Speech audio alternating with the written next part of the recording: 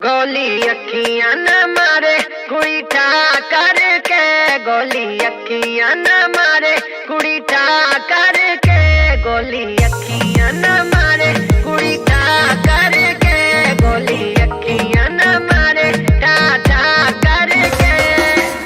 सुनिया कि तेरी गेम बड़ी स्ट्रॉन्ग, पंगा ले आनी तू मुंडे नाल रॉन्ग, मेरे उत्ते तेरा चलना नहीं टैक टैक, दिल रखा विच बुलेट प्रूफ जैकेट, मुंडा देसी ना मैं बर्गर बॉय, बंदा मार दे मैं पुछदा नहीं वाई, टेलीस्कोप विच होया जेड़ा फोकस, हेडशॉट निशाना एडा चौकस, बैकी आया पैराशूट ते, like I'm falling on a flop जीवे, तेरी सोचा तो अब जीवे, तेरा चलना ही गोली अखियां न मारे कुड़ी ठा करके, गोली अखियां न मारे कुड़ी ठा करके, गोली अखियां न मारे कुड़ी ठा करके, गोली अखियां न मारे ठा ठा करके।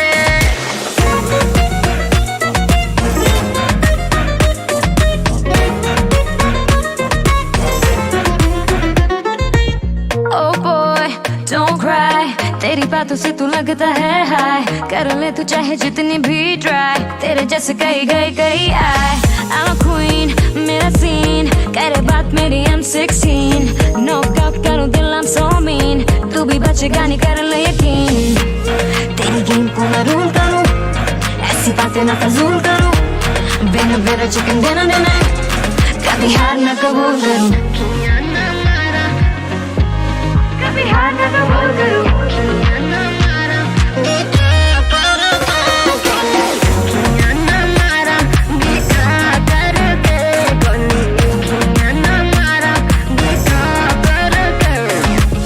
तेरी अखियां दी गोलियां भी सह गया, तेनू लगेया कि तेरे ते मैं रह गया, and you thought you knocked me out, मैं तो समझ बंद करन लई बह गया, एडा सौखा नहीं कुड़ीए हराना मैनू, 10 साल तो मैं जानदा ज़माना मैनू, मेरे लिखने दा एहो जिहा स्टाइल जिवें हत्थ विच पड़िया मैं PUBG मोबाइल चाहता, लिखां गाने राउंड जिवें खाली करा, गल सीधी सीधी करा ना ख्याली करा, मेरा स्वैग देसी मुंडा मैं ओरिजिनल, कदी फ्लैक्स कुछ बन के ना जाली करा, बैकी है पैराशूट ते, like I'm falling on a flop जीवे, तेरी सोचा तो अब जीवे, तेरा चलना नहीं गोली अखियां न मारे कुड़ी ठा करके, गोली अखियां न मारे कुड़ी ठा करके, गोली अखियां न मारे कुड़ी ठा करके, गोली अखियां न मारे ठा ठा करके।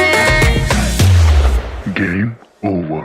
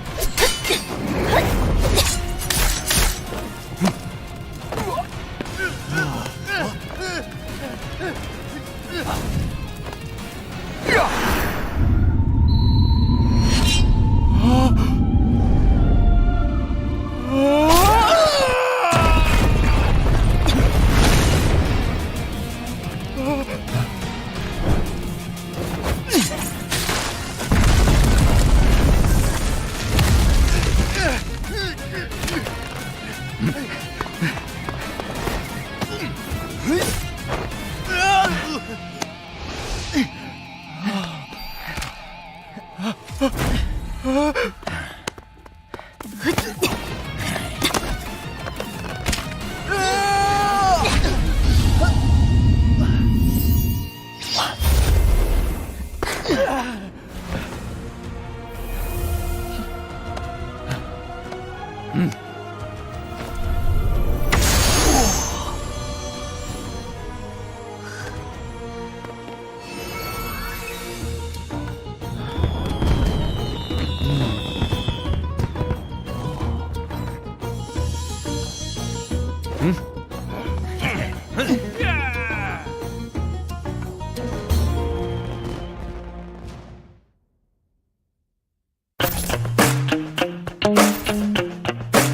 तो फिलहाल हम मेकअप कर रहे हैं।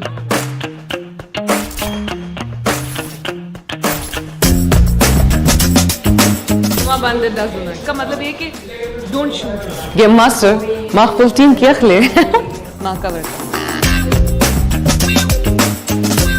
हाय बहुत अच्छा लग रहा है पबजी मोबाइल के साथ कोलैबोरेट करके और अब मुझे एक और तरीका मिल गया अपने फैंस से कनेक्ट होने का, पख्तून फैंस से अपनी आवाज में पबजी मोबाइल खेलने का मौका मिलेगा, अपना अच्छा लगेगा, आप खुद सोचे। तो कोई एक चीज वेयर नहीं है, वो तो बहुत कुछ ऐसा कई दफा हुआ है कि थैंक यू वेरी मच कह के या बिल्कुल खामोशी से मैं निकल गई। पबजी तो मैं सोच रही हूँ जो इस वक्त मेरी टीम यहाँ पे मैं इनके साथ खेलूँ। मजे का कीप रॉकिंग। यूथ में मेरी बहुत फैन फॉलोइंग है और फैंस वाकई मुझसे बहुत ज्यादा प्यार करते हैं, बहुत हार्डकोर हैं। तो लेट्स गो। तो अभी हम रास्ते में हैं और हम जा रहे हैं अपने स्टूडियो की तरफ वॉइस ओवर्स के लिए। वॉइस पैक आने वाला है पबजी मोबाइल में पश्तो में। सो यस मैं बहुत एक्साइटेड। माँ कवर का अलग का माँ सरा मदद का और मुझे प्राउड इस बात पे कि मैं पठान हूँ, मुसलमान हूँ, मैं आज जो हूँ जहाँ हूँ यकीनन मेरे कल्चर की कदर ही है जो मुझे यहाँ तक लेके आई। आप लाइव स्ट्रीमिंग कब शुरू करेंगे? बहुत जल्द मुझे लगता है। इसके बाद तो एक बनता है सेशन, तो वो तो आप जल्दी देखेंगे मुझे।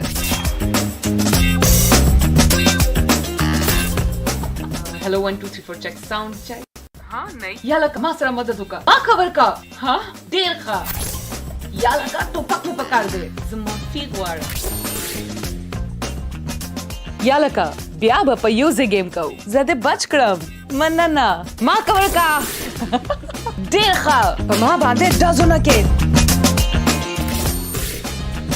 So thank you PUBG mobile, आप लोगों ने मुझे मौका दिया, मैं बहुत अच्छी लग रही थी, बहुत सारे कॉम्प्लीमेंट्स मिले, thank you.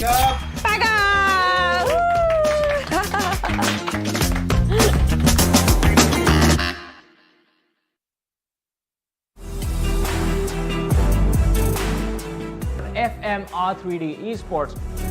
If you guys think you've heard this name before, you might have, because R3D Esports, they have been in the PUBG Mobile Pro League season since the beginning of it all, and this time it's a revamped lineup that's going to be here. Season 3, Season 4, top-notch performance. This time, again, it comes down to how they adapt with the change in the roster, because every time this team comes in, we see a lot of changes. Now this time when Pika comes in, how does he bring in the addition to this team? It all comes down to that. Exactly, as you mentioned, the roster changes have been quite critical for this team in the past, but this time if they have figured out the synergy, because they have some big names in the lineup now, they can make it work for them and move forward towards the finals, and then who knows, maybe to the next big stage in the leagues. But for now, we just wish FMxR3D Esports good luck for their matches, and hopefully we see them on the other side.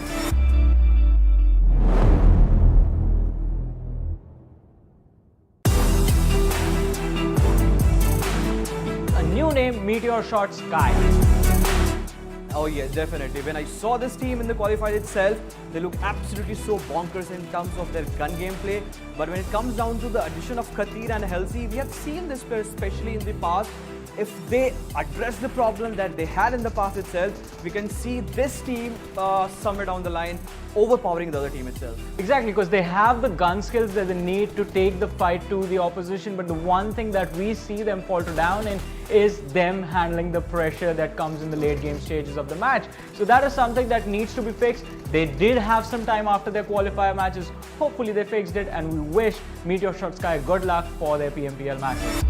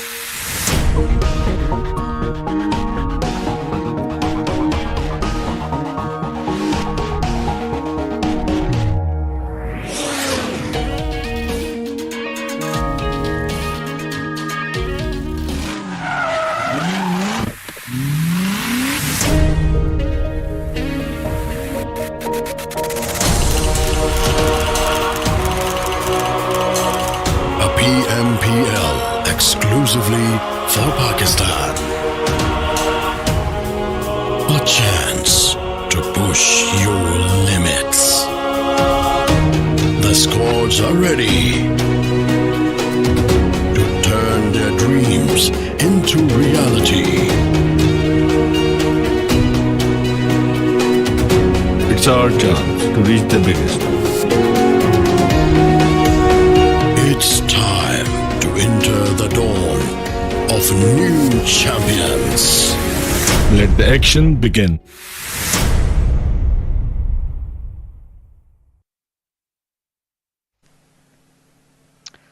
Hello and welcome, ladies and gentlemen. You are watching the PUBG Mobile Pro League Pakistan Spring 2022, the third and final day of the Super Weekend number 3, which was, well, of course, interrupted abruptly due to the few ongoing glitches which have been resolved, and we are back again here. Of course, before having this event started, a huge shout out to Oppo, who are our exclusive smartphone sponsors for the PUBG Mobile Esports Pakistan. So surely might want to check them out, as I'm joined along with CA. So back again, we've got 5 more games, and today is the day we're gonna get our top 16 teams. How excited are you? Oh, I'm extremely excited. We get to see a revamped version of Day 3 of the Super Weekend. That means all of the tension build right up. We're still going to be wondering which teams do end up qualifying for that grand finals, and I'm excited to see that unfold once again.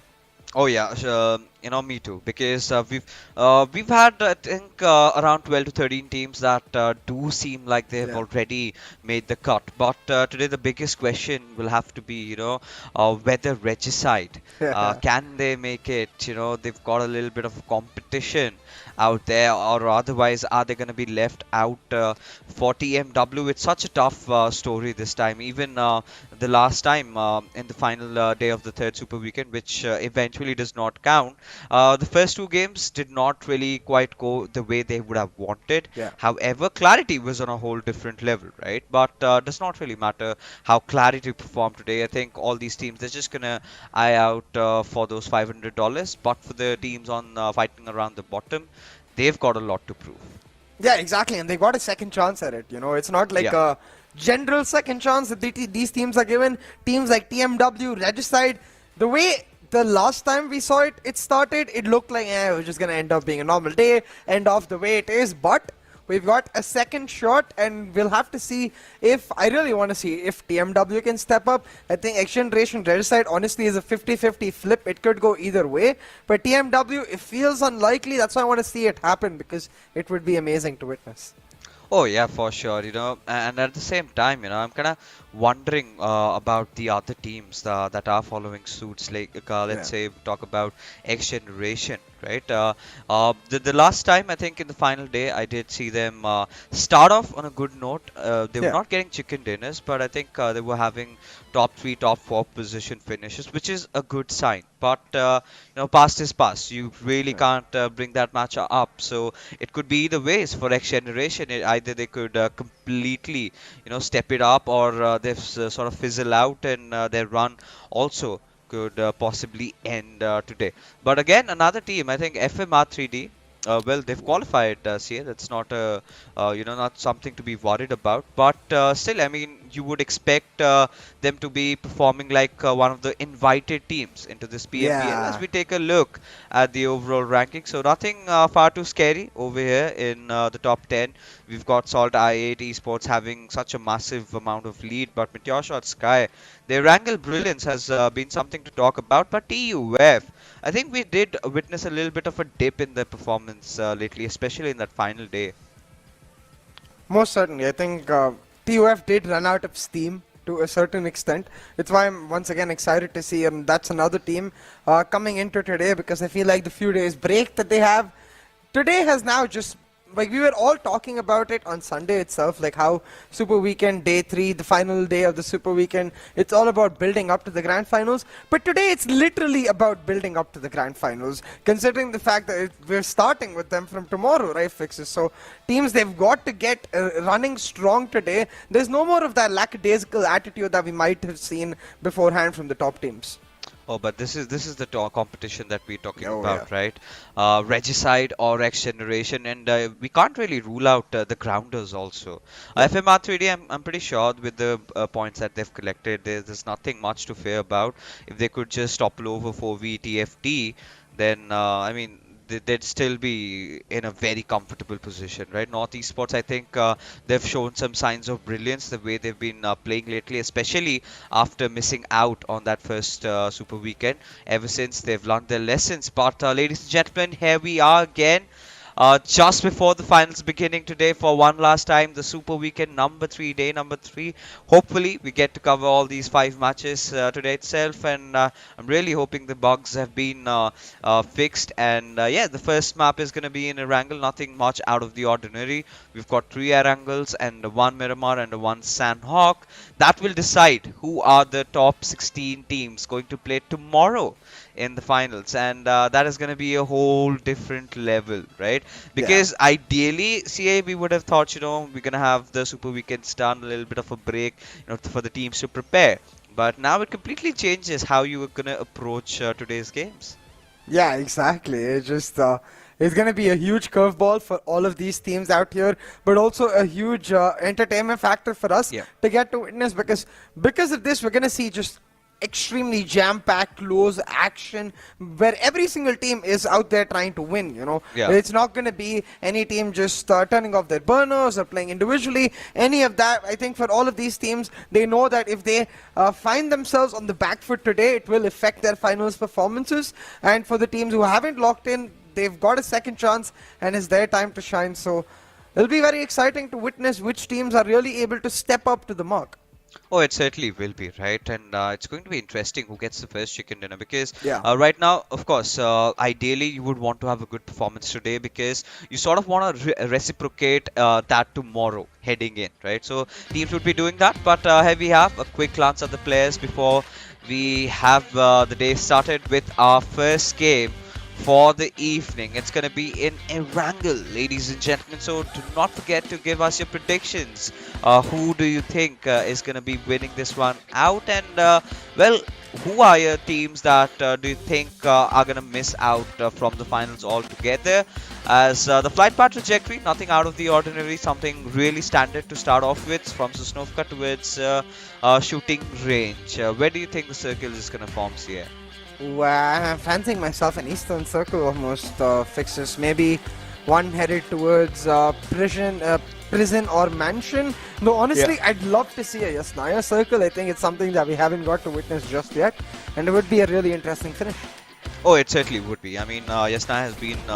It's been a long time since we last witnessed a Yasnaya Circle, but I think if it goes there, then I believe Quantum Rage, they're going to be late, right? If the circle just hits where they are. But for the first time, SALTxi8 did not have to go, travel a lot, directly just dropping off at their military base. So it's definitely going to help in terms of the timings of the rotations.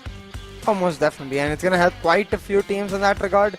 It's very centralized flight path and I wonder if the circle comes through centrally in that regard too. Wouldn't be surprised if it ends up circling itself around. Yup, that ruins Gatka area, and it's quite interesting because again, I was expecting maybe finally someone will go to Pachinki. It looks like Cairo is actually headed there, so really smart, because it's a point we've been highlighting for now 4 days, I guess, that no H2E this Super Weekend, which means nobody in Pachinki. Yep, and finally, team, they've realized, right? We've got to go there. Magnus have to go and capitalize on that particular situation, and they're gonna do exactly that. But maybe I think Kairo's just gone over there for the vehicles, right? Get the vehicles and get himself out, because again, you head towards Pachinki, and let's say it does not work around with how you want to rotate, then things tend to get a little dicey. So that's something that they would not want to leave to chance. But about a considerable amount of change that we're witnessing over here is Team Clarity dropping off at their second drop spot, which is around the ferry Yeah. pair areas, right? The 12 packs and the ferry pair. So again, the only intention that I can really find is maybe they want to take a head-on fight against SALTxi8 or maybe Freestyle or the Grounders. We never know. Now the Grounders, well, they are not safe entirely, right? There's still a high chance if XGeneration and Regicide they just play out of their minds today, they might just be able to topple them over. 100%, and it's something that we were considering even going in last time around. I think it's something that I'm sure Team Grounders will have in mind coming in here. But for that, we've got to see a thrilling performance from both Regicide and XGeneration. So we'll have to see if they can deliver. Right now, teams in their standard locations fixes, with the exception of course Clarity, I think they were expecting maybe a southern circle, because that's usually when they go for that ferry pier drop. But once again, they are going to be wrong. In these situations before, what we've seen them do is go quickly just loot off ferry pier, get some vehicles, and go back to Georgopol to almost reset their rotations in a way where they pretend like they are starting from Georgopol anyways. And I wonder if they'll do that again. I certainly do. I certainly do. But for now, at this particular point, again, this sort of takes us down to the previous circle, if you remember, right? Kind of keep on going back to that Clarity Chicken, right? It sort of was a similar zone, not too, not quite different. It was a little bit towards maybe a little bit towards the northernish side. We were sort of anticipating that, and it did happen, right? But I guess this potential circle has this circle has a potential maybe kind of take a shift down towards maybe Katka, or maybe could be Ruins also. Or there's also a slight chance if it takes a very southern shift around the Pochinki Hills is where I'm really anticipating. But if you talk about how the teams are starting to rotate, not a lot of movement yet by any of them, right? Regicide, they made their entry inside the circle, but they're also taking their own fair share time to loot around. So the majority of the traffic here, I think we're going to anticipate it from the northeastern and the eastern side. So it's going to be really interesting as to how teams are going to be tackling that situation. I've just got my eyes on Clarity. They got two players, went to Ruins. I assume got some loot, got a vehicle each for their team, and now they're heading back to Ferry Pier, which is a little weird considering that that's the southernmost edge of the circle. I wonder what Clarity is up to. It's because they're usually not a team that likes to gatekeep, right? They're a team that likes to get into the center part of the circle. So I wonder if this is Clarity maybe trying out a different style. Maybe we get to see them gatekeeping that bridge. I mean, I think they're just gonna try and reignite that rivalry. I think they do have with SALTxi8. I mean, considering the fact that you've got the final starting off tomorrow, could be a little bit of a warning bell for SALTxi8. Wait around, watch your 12, because you never know. We might be waiting for you the moment you tend to cross. So a little bit of a mind game maybe. I think that is my only assumption for them to really go there, because if you take a look at the flight path trajectory, it was not so far away from Georgopol, right? It was easily accessible to where they kind of like to drop and loot. So them not choosing that, it's pretty interesting decision. Otherwise, it could just be go YOLO, drop wherever you want, try and play your normal game, because well, let's be honest, you're not gonna get any extra amount, right? Just barring the $500 for a chicken dinner, you still every single team still gets a fixed amount for making it to the finals. The finals is where you get to see that money being distributed accordingly. But it's going to be interesting. But for Magnus, I mean, see, I always feel like Magnus has been a team. They kind of drop off at Katka. They get so much room and space, but somehow they're unable to capitalize upon the advantages that they get. Especially early game fights, they're really good. But mid game to late game, I think they could work on that a little bit better. What do you feel?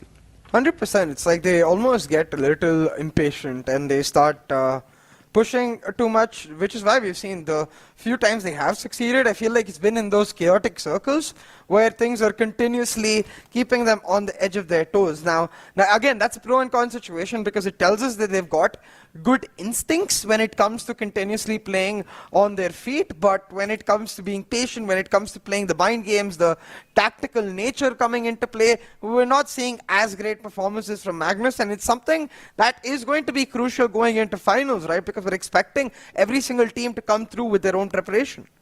Oh, we certainly are. I mean, heading into the finals now, we kind of would be forced to wonder if the teams are actually making any sort of changes, right?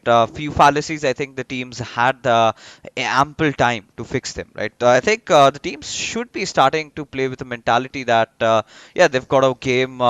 This is basically in addition to the finals that we have. We have to maintain a good streak going in. We've got to have few good games because today, if you kind of kind of fluster up, because that's gonna be there at the back of your minds, right? Oh, what's gonna happen tomorrow? Am I gonna choke like I did yesterday? Am I gonna make those same mistakes? But if you have a good day today, you're gonna feel happy. You're gonna be feeling fresh. You're gonna be looking forward to tomorrow's games and XGeneration. Now, there's a sword hanging over their heads, right? They still do not know whether they are going to be participating tomorrow, as anything could possibly happen, right? XGeneration, the Grounders, and the Regicide. The three teams in contention, only to get to qualify if one gets left out. And it's going to be interesting to see who that team is going to be. Not a happy news though, but yeah, it is what it is. The competition has been that cutthroat this time around. Yeah, and I'm actually curious to see TMW going back to their Zarki drop. Does mean that all three teams are quite far away from each other. I mean, XGeneration, TMW, and Regicide. And this circle, it takes a bit of a western shift here.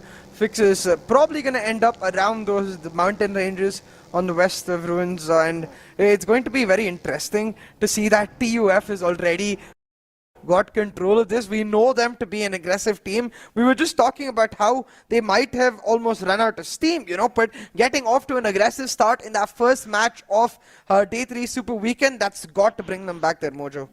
Oh yeah, it certainly will, because again, you talk about it's sort of a curse lying around there. See, if you've noticed, every team that tends to overperform during the league play days, they kind of tend to mess up in the same Super Weekend. But we do have a little bit of a fight, and that's not a fight that Regicide would want to pick, as well, they've lost Voltrox in the process. He's knocked. There's no chance on earth anyone's gonna come out for the revive. And it's going to be so important for Regicide to run right now to try and save every single number that they possibly can, as Wasi's going to get the finish secured, and it's going to be first blood drawn for Black from Freestyle. A good start for the lads. Yeah, simple enough. First blood picked up for Freestyle. They saw the opportunity and they picked it up, leaving a gobsmacked Voltrox just caught high and dry. And his team, really, Regicide, are now going to be flustered, because they looked at it as a second chance fixes just not working out. But I like their rotations trying to run away. But we've got another fight breaking out. SALTxi8, it seemingly have dropped a person and will get finished as well here potentially. I think, Uzim, of course, will get the res. I don't feel that he's going to have any trouble. However, Team Magnus, this is the moment where they cannot really pick up a fight against SALTxi8, because the reason being, they've already lost out on one of their players, right? And the next knock that SALTxi8 will get eventually would lead on to a push and them getting wiped out. But SALTxi8 are in a little bit of a situation right now. A scuffle going up against Reviews and Freestyle. Of course, with Freestyle the fight's on, but it's going to be important to see if they kind of stick onto holding the trenches and then having the compact also to themselves, as TMW. They're going to be rattling down a couple of bullets at XGeneration's direction with 52x Rage just moving beside them. So literally, riding with death beside them. They still have their morals high. I'm really skeptical about the vehicles blowing up though. But somehow JD's managed to get a knock on faster. Hasn't gotten the finish though.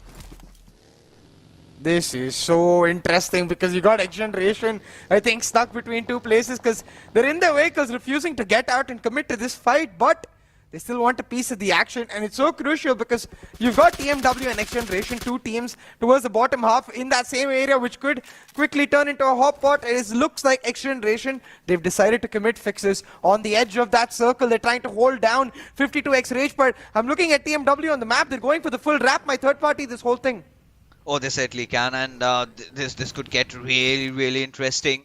But for now, 52x Rage, Pharaoh, and Daku, the two survivors of the team, and I think they've got to be playing the patient game, right? It's still, the third zone. It's not going to do a lot of damage as of now, but you need to make sure you've got your vehicles intact. And this is where, I'm going to start questioning XGeneration because they had all the chance that they could have flattened out Pharaoh's tires at least, at the very least, and limited his movements there, and that could have certainly, further helped them on the longer run. But with this current push coming in on towards 420 boy, Shapatar, Kurama all charging in at the same time. Shapatar, however, has taken quite some amount of damage, but a little bit of an assistance coming out of Kurama, ensuring that the grounders get that first knock and finish. Yeah, simply enough dump. On the other side, you've got TmW on the edge of that circle, still engaging with Quantum Rage. They've got to finish themselves, so looks like the teams at the bottom have got to a good start so far. Fixes with the sole exception of Regicide, but they seem to be looking like they're in a position where they could make the best out of their situation. But seemingly not the case for FMxR3D right now, as they're stuck with just two team members here, and the other two not close enough to come through for backup anytime soon. FMxR3D in a hot pickle of a situation because they've got a few more teams coming through on the rotation just quite nearby. Oh, they certainly are quite in the nearby distance as Snow, he gets shot from elsewhere. I believe it's coming in from Pika. This could be perfect for them, but regardless, Snow will be dropping that Molotov, ensuring just to get the players out of their dirty cover as Snow, he charges in, but still does not go in for the full commit, as Anubis, of course, will be taken down, but Avenger gets a trade secured for his team, as Hassan would try and put the fight on, but has taken quite some damage to himself, as both the teams, they need to get that little bit of a hard reset for themselves, because Pika is a constant thorn for NorthEsports right now. Oh, and it looks like it's not going to stop at all. Pika just holding this semi-high ground position almost. But SALTxi8, they come in from the back, fixes Crypto. He's got Pika and he's going to help out NorthEsports. Or is it just false sense of security? Because SALTxi8, they're not just looking for one team. They want to wrap up this whole thing, pick up some easy 6, 7, 8 points for themselves, as well as take out two key teams from the competition. But I think the more longer this goes, the harder it's going to be. But I think I just saw a double grenade knock from TmW. Okay, it's erupting everywhere, Fixes. Oh, absolutely. Action is all across the lobby as Quantum Rage find themselves in a bit of a pickle with two of their players just crawling, battered in blood, as there you go. Harry, he's going to secure those finishes to himself, but they've eventually lost out on Marlega. So that's not a really good news for them, but Finisher, being, I believe, the final survivor for FMR3D, has got to do whatever it takes. But I believe the players of NorthEsports have other intentions in mind. They would want to get this entire compound all to themselves. As Finisher, he's going to put up the last dance over here. Managed to take a dig at Maxi, eventually get finished off by Avenger. But here comes another knock coming in from SALTxi8, as QWERTY and TmW might also be locking horns any single moment. QWERTY and TmW, I think they got to make the decision fast, because otherwise they're going to be left out, and QWERTY makes the decision for TmW. Still, Big Boss finds Khan and knocks him out, but Big Boss, he's left all alone. Well, Khan's got the backup of Gravity. What? Backup comes through now. Harry rolling in, trying to help out Big Boss. But all this time, Fixes for QWERTY has got Khan revived. So TmW not in an advantageous situation despite finding that knock. Oh, certainly, and those grenades keep coming down. Big Boss takes some chunk of damage over there, as this is going to favor QWERTY at this point right now. Trying to form that flank, but all it takes is a beautiful grenade coming in from Gravity just to wipe out the entire squad, as we do have the three boys, the three survivors of Regicide, now locking horns against the Grounders, who are right now a four-man squad. It's going to be interesting. Rather, if you talk about the containers fights, they're very absurd, to be honest. You've got to create all sort of angles at this point. You do not have a lot of room and space to, just rotate around that than you would ideally do, because right now, so many teams are going to be banking around you. The moment you sort of step out and you're right out in the open, you might be punished. As TUF, they've been holding on to the higher grounds since forever, and finally it has come. The time has arrived that they start racking up a few finishes of their own. But I vaguely remember a similar circle like this across this Super Weekend itself fixtures, where it ended up actually going downhill and favoring all of those teams out there. Right now, it's King of the Hill situation, and TUF have got that, but even there, a lot of contention. You can see SALTxi8, they want a piece of the hill. MetershotxSKY, they want one, but they're stuck between themselves and Freestyle. But great news here for Regicide as well as Grounders. XGeneration getting eliminated quite early. Oh, they certainly have, and it's going to be a little risky over there as SALTxi8 gets taken down, knocked over as Edgar. He's just going to be punching his fist in the air, just making sure no sound cues coming out there. But MetershotxSKY, just last surviving player, Kian, does get that res back up, instantly wants to move around. But Ash, how is he going to survive the onslaught coming in from the backlines? It's going to be Zardari from Freestyle, who apparently is being retaliated by Edgar. So it's a battle breaking right out with Ash just caught in between, and he's just gonna wait for the time to meet his makers, but because now the moment of truth does arrive. Where does the circle take its shift? All the way towards the southwestern side, where Kian finds himself in a really promising spot here. Oh, it's a really interesting shift, and exactly MetershotxSKY's final hope here, Kian, with Ash down as well. He's got to pull off an absolute miracle. But before that, around the edges of that circles, we've got the fights erupting continuously as we've got teams trying to move in. Now, on that southeastern side, we're on the top of the mountain. This is what I was talking about. All these teams now, Freestyle, TUF, SALTxi8, they've got to make the move. And as soon as one of them tries to make the move, the other two will capitalize. So it becomes a game of chicken. But look at this. We talked about how Kian could capitalize, and he does that. But just for a couple of kills, will get instantly traded out. And that's the end of MetershotxSKY.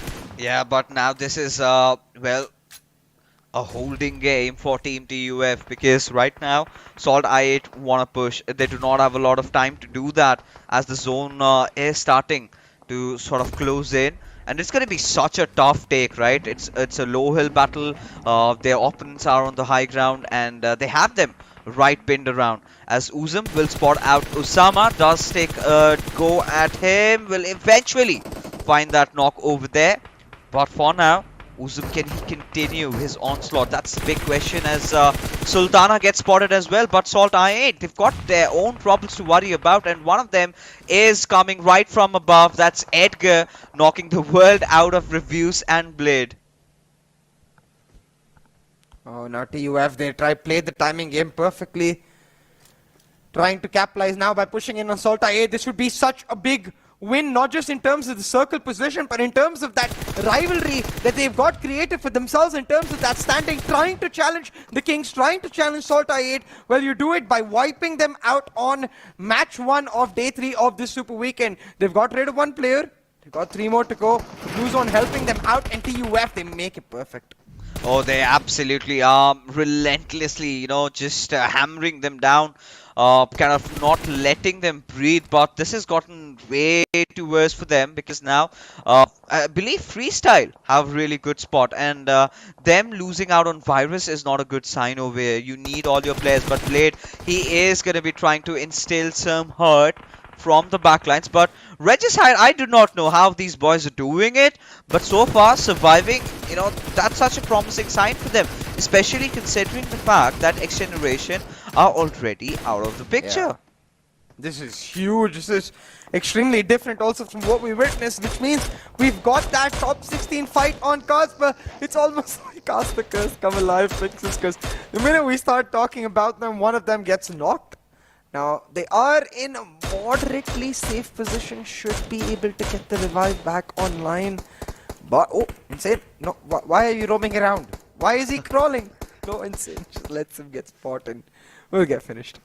Yeah, I think Rich side do not have a lot of options to move around over there, as Black did want to get down below, eventually just rams it around Daku, and will lose out on his life, as Wasi is going to be the one providing that quintessential cover fire for his team, as Freestyle need to get down low on the grounds, as those grenades keep coming in by the boys from TUF, and Mr. Black and Shapata, they're just gonna get burnt to crisp. Courtesy to Joker, as TUF have successfully eliminated the grounders, but right now, as we do have our last final 5 teams surviving, I mean, out of which Magnus do have a really good winner-winner chicken dinner forecast going in their favor, but can't really rule it out from FS either. I think it's really going to come down to TUF's position here. If they're able to shut down Clarity early, then they get a chance. Otherwise, Clarity and TUF most likely will be eliminated. But no, they are able to shut down Clarity early, TUF. Now they will be able to get this pseudo high ground almost over 52x Rage and Magnus right here, but they've got too many fights to deal with Freestyle already on top of that position now. TUF, they're trying to play it smart, play it across the edge of the circles. But Freestyle here, I wonder how they're going to maneuver this, because they're quite spread out, engaging in fights in multiple fronts. It's either high reward or high risk. Oh yeah, of course, no doubting that. But TUF at this point, they've been causing so much noise inside the lobby, especially during those endgame moments that we're getting to witness, right? They're all over the map, they're not shying away from taking fights, and so is Zardari. They eventually gets a revenge for Black over there, as Tyrant will manage to secure a knock onto his respect. Almost had Mom2 under his crossfires, as Thor did spot him out, but TUF, I think, just lingering around the edges of the circle, as Wasi gets caught from the backlines. And how on earth could Freestyle be that careless? Because, you've been constantly hearing TUF making all those noises, and with nobody to guard their backlines. Now, this was a huge blind spot that, TUF have capitalized upon, and could be really fatal for Freestyle at this moment.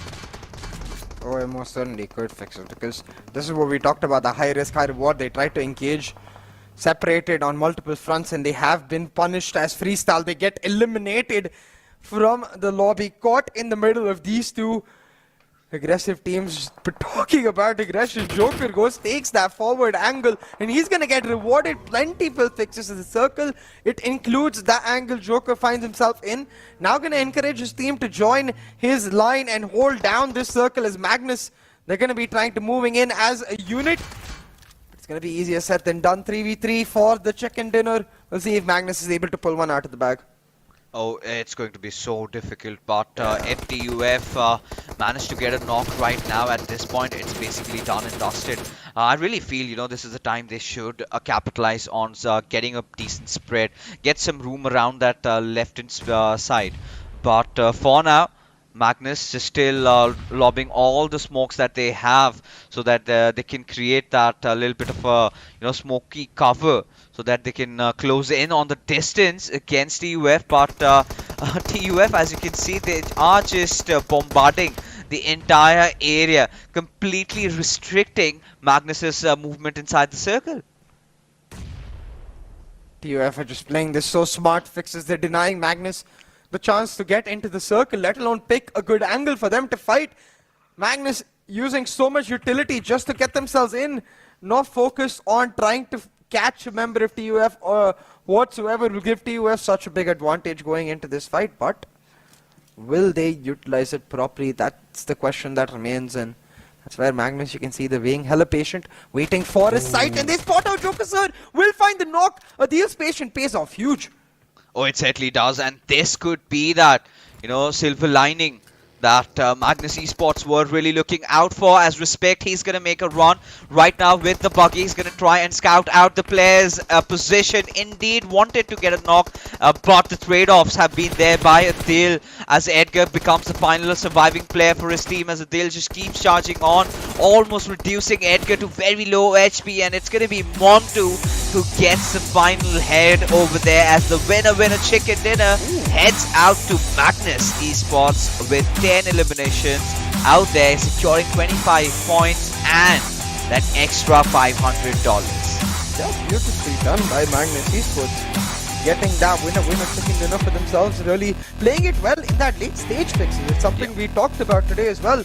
The mid to late stage for Magnus was a concern coming into this week, and you know what? Match 1 chicken dinner with 10 eliminations as well. It's not like it was a slow chicken dinner. Magnus showing us that they definitely got what it takes to fix up those mid to late issues.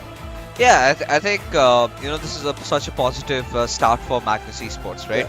Yeah. And majority of it had to do with how they rotated, the timings, especially the compounds that they held on to, the high grounds, the lower grounds that they took, and the main tipping point was that one knock which was secured before going in for the push. So Momtu doing his job perfectly well over there, and then it was all chaotic for TUF. They almost had it in the bag, but every single time you do have all these smokes around you, it's so difficult to really anticipate from which little edge of that smoke is your opponent gonna be swinging at you, but that did happen eventually, and for Magnus, of course, it paid off really well, getting themselves that chicken dinner, of which we're gonna talk about after this short little break. Go!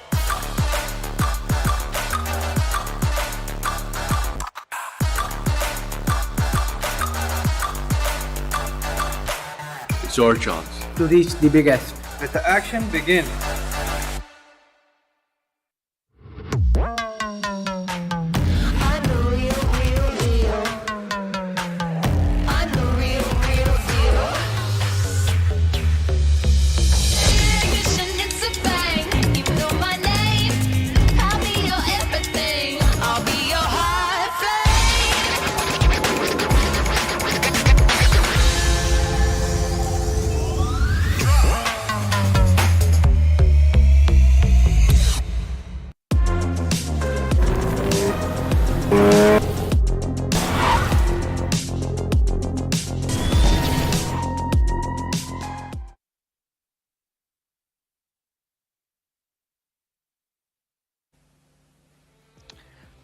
Alright, the Oppo F21 Pro in all its might and glory has launched indeed in Pakistan.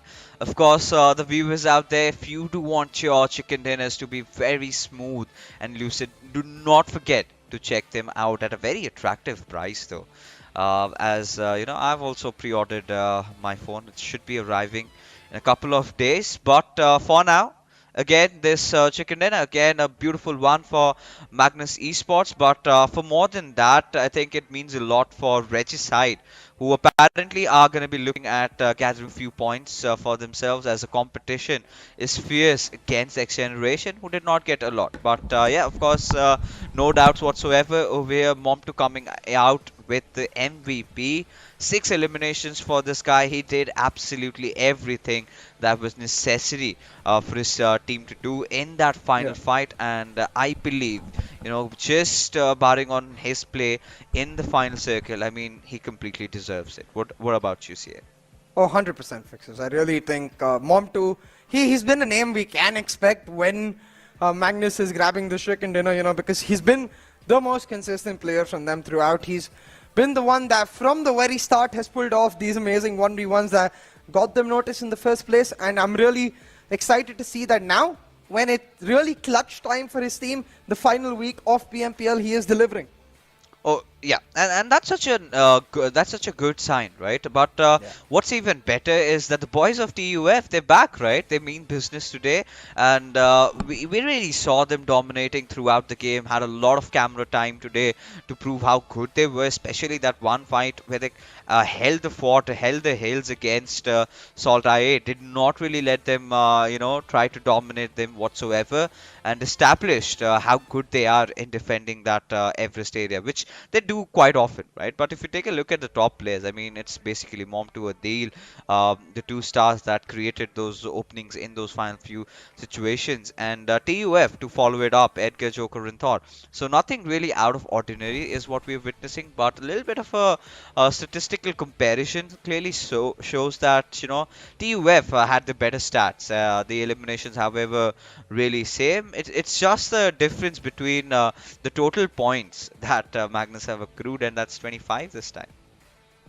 Yeah, but it definitely fixes, and it also, I think, really shows us that in general the style of the teams, almost the UF very happy to be aggressive, punish teams for trying to get in on their territory almost. Well, Magnus, they're more of a team that's happy to stay back. They like working as a tight-knit unit, and this time it worked out for them brilliantly. I really like the way they held on against that utility barrage that we saw in coming towards them towards the end, and just stayed strong, played their game, got the chicken dinner.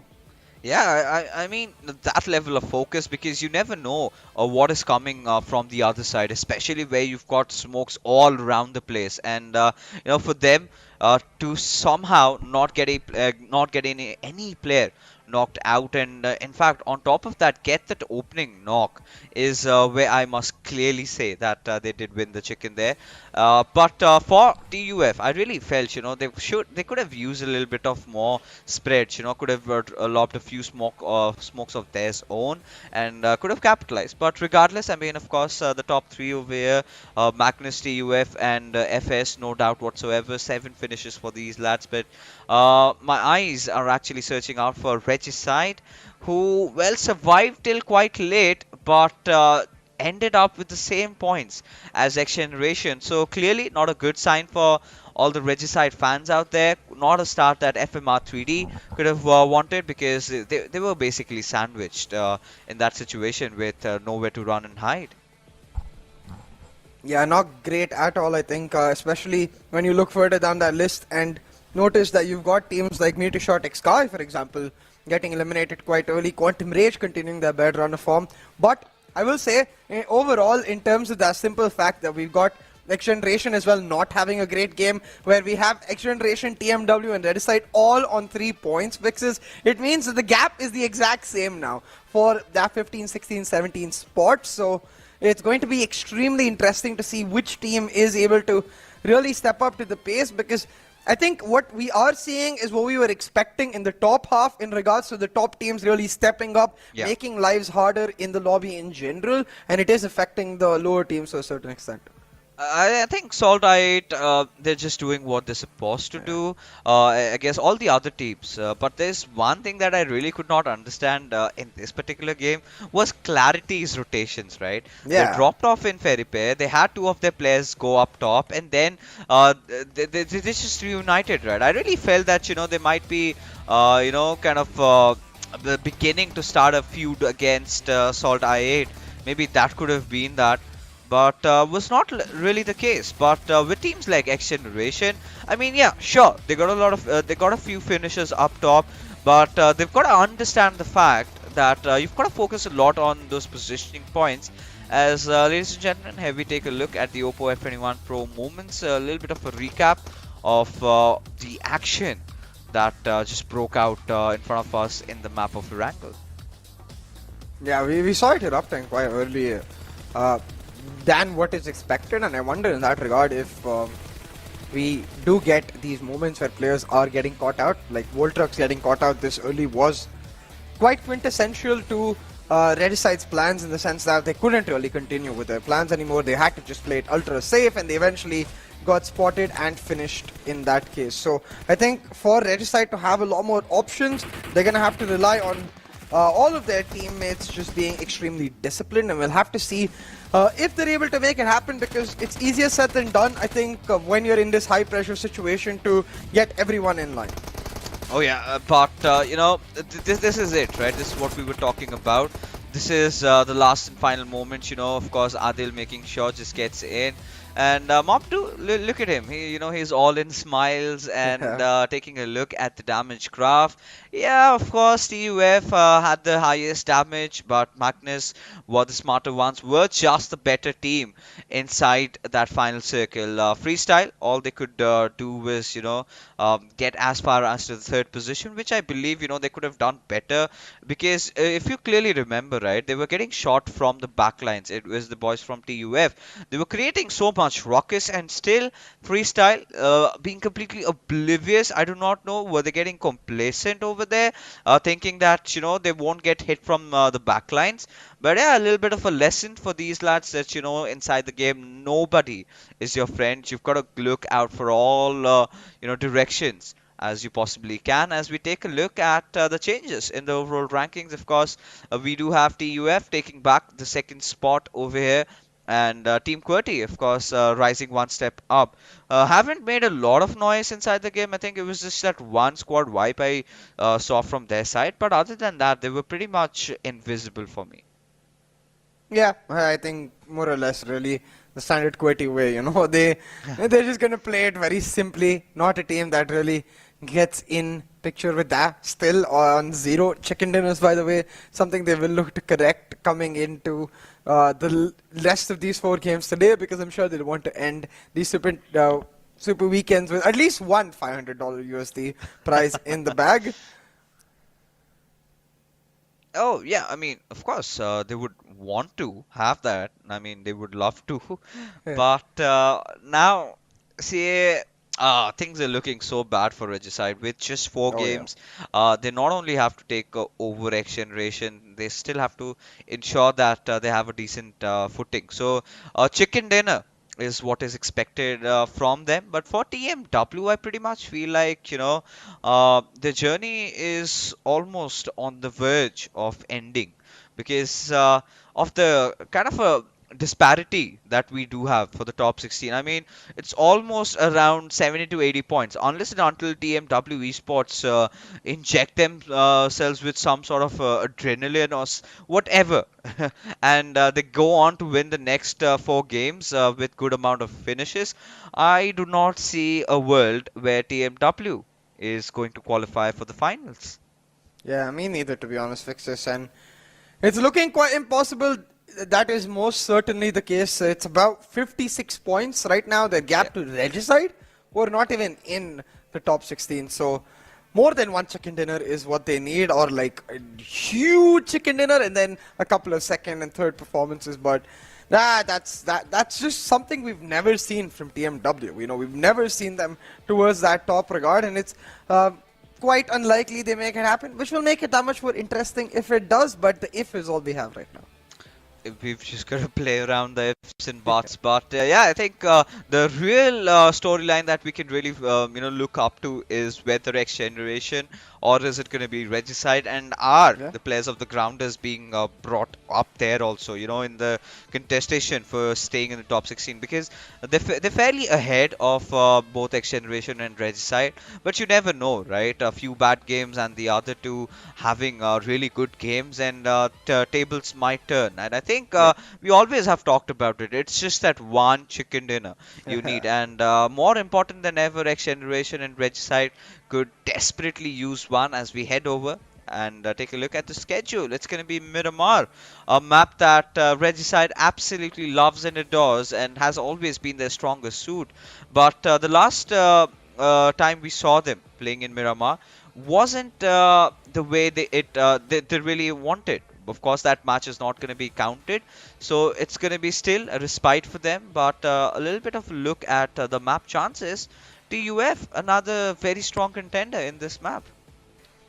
Yeah, a team that we've really got to look out for, because we were talking about it. It seemed like they had lost a bit of their steam when you look at day 2 of the Super Weekend, but they're back with a vengeance. Fixes looking just as good as ever. But Regicide Fixes, It's Miramar. You've got one Miramar in the day. If you're going to qualify, this has to be the map that you've got to make it happen. Oh, I think they will have to do it because Yeah. they know. But at the same point, this is where the reverse mentality sort of kicks in, right? You know that this is one of your strongest suits. You are supposed to win this one, which means more added pressure, right? Yeah. And more pressure tends to lead to other things, one following the other, and kind of messes things up a lot. So I think for Regicides, they've got to come down with a mentality where they kind of are going to be looking at a decent game, just look at the basics, and just hope that the circle eventually favors you. As ladies and gentlemen, game number 2 is live right now, as we're going to be heading off with the big bird in the sky and the flight path trajectory all the way heading in from, well, the northern sides, from La Cupreria towards Minaste Valley. So very interesting one, especially the teams heading off towards the eastern sides of the maps. They're going to have a little bit of a situation, but other than that, I think the other teams, they're not going to have a lot of issues. Should be simple enough for everyone else in this situation, but I think we'll have to see how the circle does end up being. I wonder if we get northwestern circle maybe towards the junkyard area. It's a rough mountain range that I'd like to see these teams really navigate and find themselves in spots very close to each other, something that may not be the case in Miramar circles in general. But so far, we aren't seeing any of those drop contestations, fixes, teams happy to leave themselves to the side and just focus on their own game. Oh yeah, they will have to, right? But what I'm really focusing, or rather looking at, is if we have some, drop conditions, a little bit of sparks flying out in the air, and it has happened. God Fury finding himself surrounded, does not have the right choice of weapons, has to back off though, as the whole entire horde of MetershotxSKY, they're right on them, as God Fury. He's just gonna back off as his teammate is just nearby, but not in a contesting position. Smart decision there from God Fury, but we've got quite an interesting situation building up here around water treatment, where a couple of players of MetershotxSKY stuck between all of these star players. So I wonder if Star does end up grouping, trying to punish them to a little extent, but with respect to the circle itself, you can see it's turned out towards the southwestern area. Looks like a Los Leones, maybe a La Bendita circle, and it'll be quite interesting how it does end up panning out. But again, near that Los Leones area where we see SALTxi8, you've got MetershotxSKY quite close too. So surprisingly, a few of these teams very, very close to each other. Not something that I expect coming into Miramar, but hey, it might give us that early action we like. Oh, it certainly can, right? This is exactly what we want, but the way this circle is really panning out, CA, it's going to be interesting to see how Star deal with MetershotxSKY. I love that little bit of a surrounding they've done over there, and will keep them enclosed. But there's one way out for MetershotxSKY. It's going to be interesting to see if they can figure their way around that. But for the next few battles, again, we've seen, MetershotxSKY and SALTxi8 always dropping down at Los Leones. Sort of do have an understanding where they don't tend to lock horns against each other. But for Magnus and FMxR3D, it's going to be really interesting to see how they're going to be dealing with that little bit of a situation over there. But the circle's center, I'm kind of starting to ponder where it's really going to head out to. Yeah, it's going to be an interesting question, most definitely one that our teams as well will have to consider.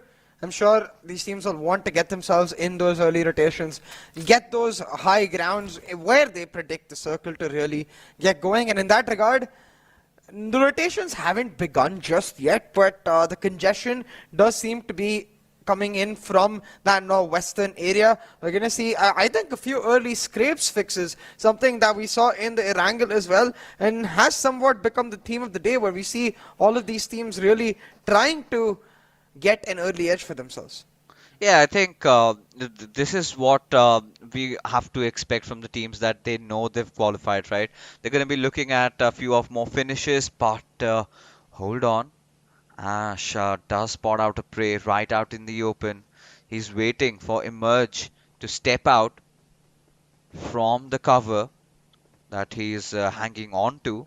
And the moment he's done that, he's getting out of this, it's going to spell trouble for him. Emerge, is he aware of the fact that he's being looked at not just by one player but a whole squad? And I think MS Sky at this point, the intention is to kind of try to get them from a particular angle. But I really do not know if that's a right choice of approach in this situation, see? Yeah, I'm not sure either, Fixer, because it really does mean that they're going to put themselves in a situation where they're quite vulnerable. But in that regard, getting to see QWERTY, one of the few teams outside the circle around the Miramar area. We'll have to see how they maneuver their way in, because they're going to find themselves with a formidable foe on their front in Chimacera, where TUF have stationed themselves. Now we're back to this stalemate of sorts that we've had since the start. Star and MetershotxSKY facing each other off, but neither willing to really commit to the fight, which honestly is quite weird from Star. They had at one point MetershotxSKY stuck in a small area. They could have just forced their way in, but little hesitancy almost. Oh, a little bit hesitant over there, yeah, of course. I mean, at this point, I would have wanted to see a rather bigger spread coming in from MetershotxSKY rather than just sticking with each other. All right, I get it why they are sticking, because two of the other players of Star are just on their backlines, right? So if they kind of tend to get exposed from over there, then it's gonna spell trouble for them. But for now, I think the next objective for MetershotxSKY, of course, clearly visible that they do not intend to take any fights, but SALTxi really wants to close in the gap, and by Usama's movements over there, I think he's got a hunch that there's someone watching over. But for now, it's QWERTY. They've managed to get that initial knock on towards Harry. They're just gonna drive the over as Marlega. He's gonna make sure he makes no noise. Indeed, has right now as Destroyer. He's just gonna charge in at his direction. Marlega initially intended to patch himself up, will not be able to do that. Really slow reflexes coming out from Marlega as he gets finished off, and too early finishes for QWERTY there. Yeah, QWERTY picking themselves up some nice change right there. Two easy pick-offs that are going to help them in the bank, but now you can see they're focusing back on the circle, just trying to make sure they don't give up on their position. But ooh. Oh, Sama, oh no. Alright. Alright, so we kind of get a little gist of what MetershotxSKY are really up to. They're the ones causing so much trouble for Star right now. Look at these boys. They barely have any loot at all, right? Yeah. Just basic beginner weapons to work around with, and they're looting, letting Team Star loot to their fullest. But right now, seems like things are getting changed a little bit, because Spot Fury has managed to get some retaliation finishes, and he's gonna continue his assault at MetershotxSKY at this point. With Khatir so less HP, he's gonna be wanting the players of Team Star to kind of reduce the gap, close in on him a little bit, because he's just got those SMGs to play around, and with SMGs just on their iron sights, it's gonna be difficult. But there you go. Sultana has managed to find a perfect angle and has managed to find that knock, as it all comes down to Ash and Kian, as Ash will get the revenge on Sultana, will ensure the finish, as well, I mean, it's a really confusing fight for me. MetershotxSKY, they had no intentions, they got themselves into the situation, and now they're just paying the price, as Team Star, they're just gonna keep charging in with Kian. What? Nowhere to run and hide here. Will be lobbing that Molotov out there, but how long is he gonna survive? As there you go, What? gets taken down, and Ash's position is compromised. Yeah, it's just like, this is like an up and down and left and right TV show that I'm watching right now. It's almost like the players are tumbling over just to make it that much more interesting, because I saw God Fury get knocked by just falling down, fall damage. So we're getting to see everything in play, but right now, out of this fight, on a serious note, it is Team Star that has come out looking much better because they've got the revives on fixes, and Ash, he's still quite isolated from the rest of his teammates. Will go for a peek but exposes Red instead. Still Ash deals a hefty chunk of damage, almost knocked Emerge out.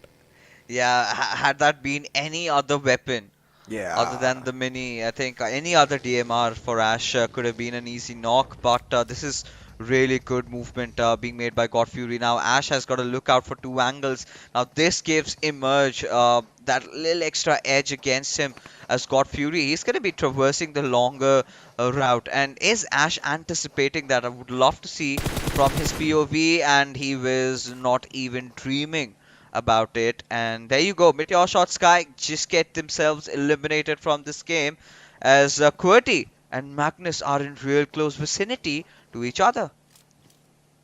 Yeah, look at this. You got QWERTY and Magnus, two teams that most certainly can make a run of this fight if they choose to, but would be quite surprising because we don't get to see QWERTY make such aggressive moves usually, and in general we see Magnus shying away from mid-round fights right here, but Magnus probably buoyed by their recent chicken dinner win at an all-time high in terms of confidence, will be looking to push on forward. Actually, no, elect not to do so. They respect the fact that their two teammates are not in that position, they're just holding on to their spots. Oh yeah, and you know, at this point it's going to be interesting to see what sort of movements Team QWERTY are making. By the looks of it, they are spreading out a little bit, and I think, you know, objectively there's nothing much to gain.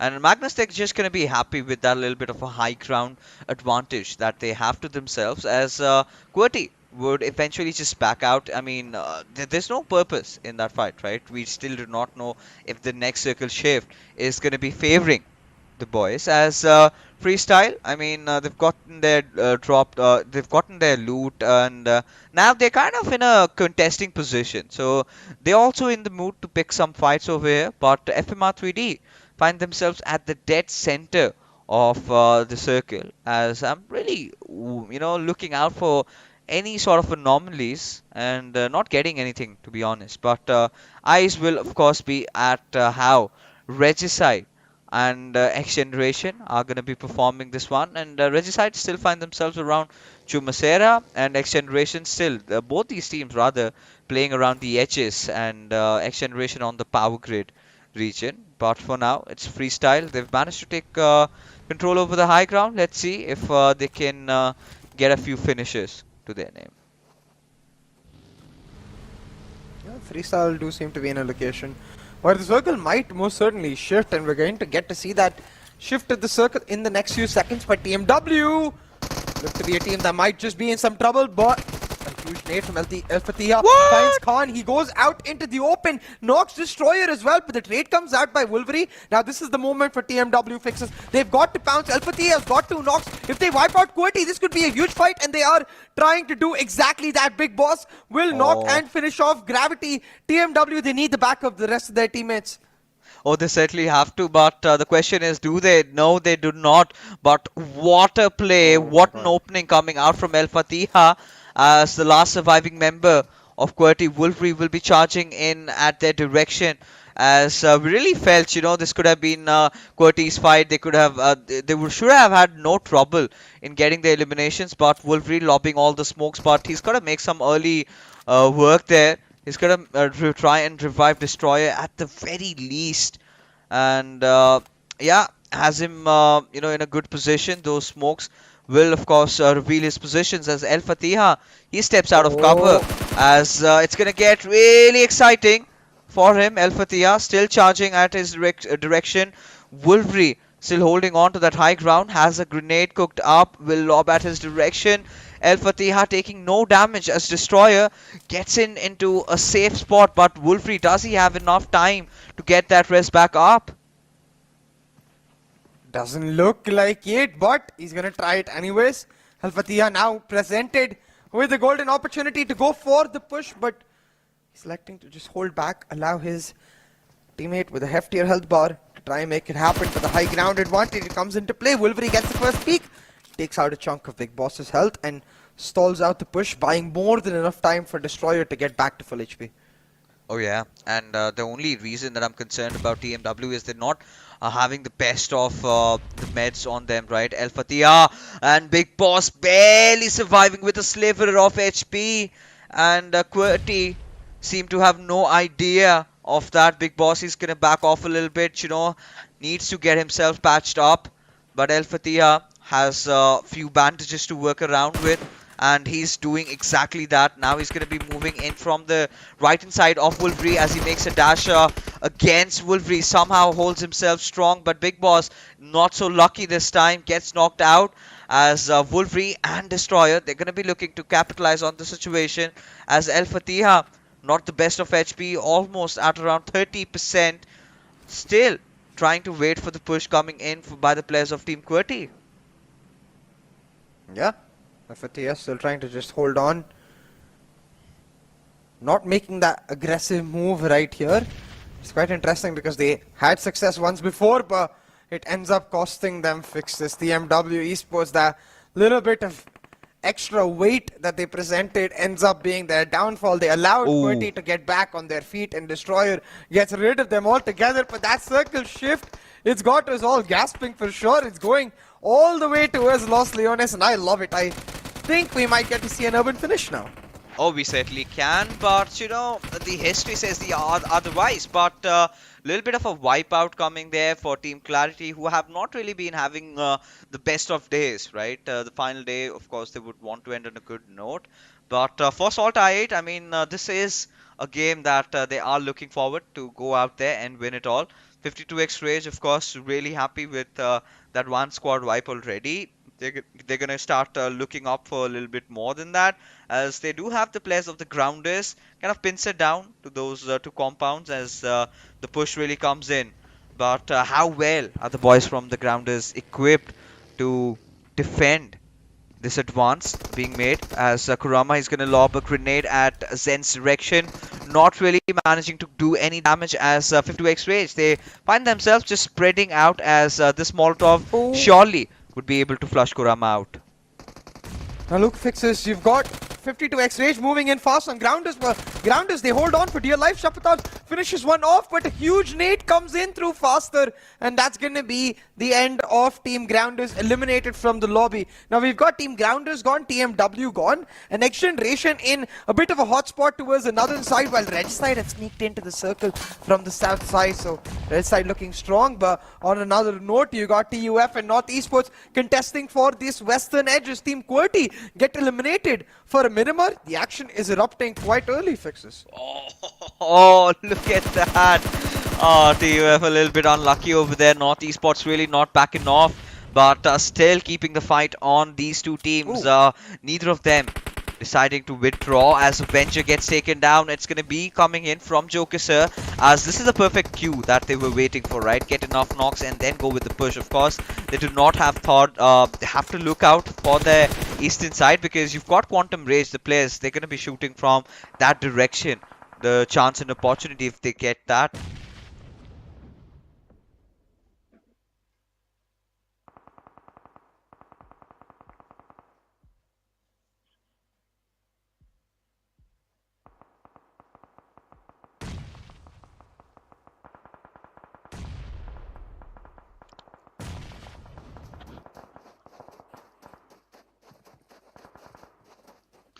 Alright, so a little bit of a glitch over there. CA is definitely going to be with us really soon. But for now, ladies and gentlemen, of course, it's TUF deciding or trying to make advances at NorthEsports' direction.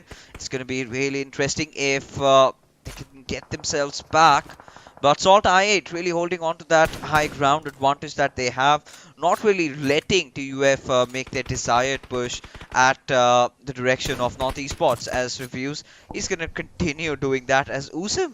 He's got an M24 with a suppressor, all you would need to, you know, instill death from above. Yeah, and death from above is what he'll be looking for, but we've got death coming in from all sides in this blue zone, Fixes. 2 seconds till we figure out where it shifts, and it shifts towards the north. helping SALTxi8 and 52x Rage, or rather going in the direction they predicted. It could be either way, but right now SALTxi8, they've got multiple compounds in a tiny circle fixes. They're not just kings of the hill, they're emperors of the circle right now. Oh, they certainly are, but at the same time, this little spread from their side could prove fatal if they do not make their early rotations here, because once you are cut off from your team, it's so difficult to get back to them, right? But for now, 420 boy does manage to find a knock onto it. Cairo will eventually end up finishing him. A very important game for XGeneration, as my eyes search out for Regicide. They're still alive with all their 4 players.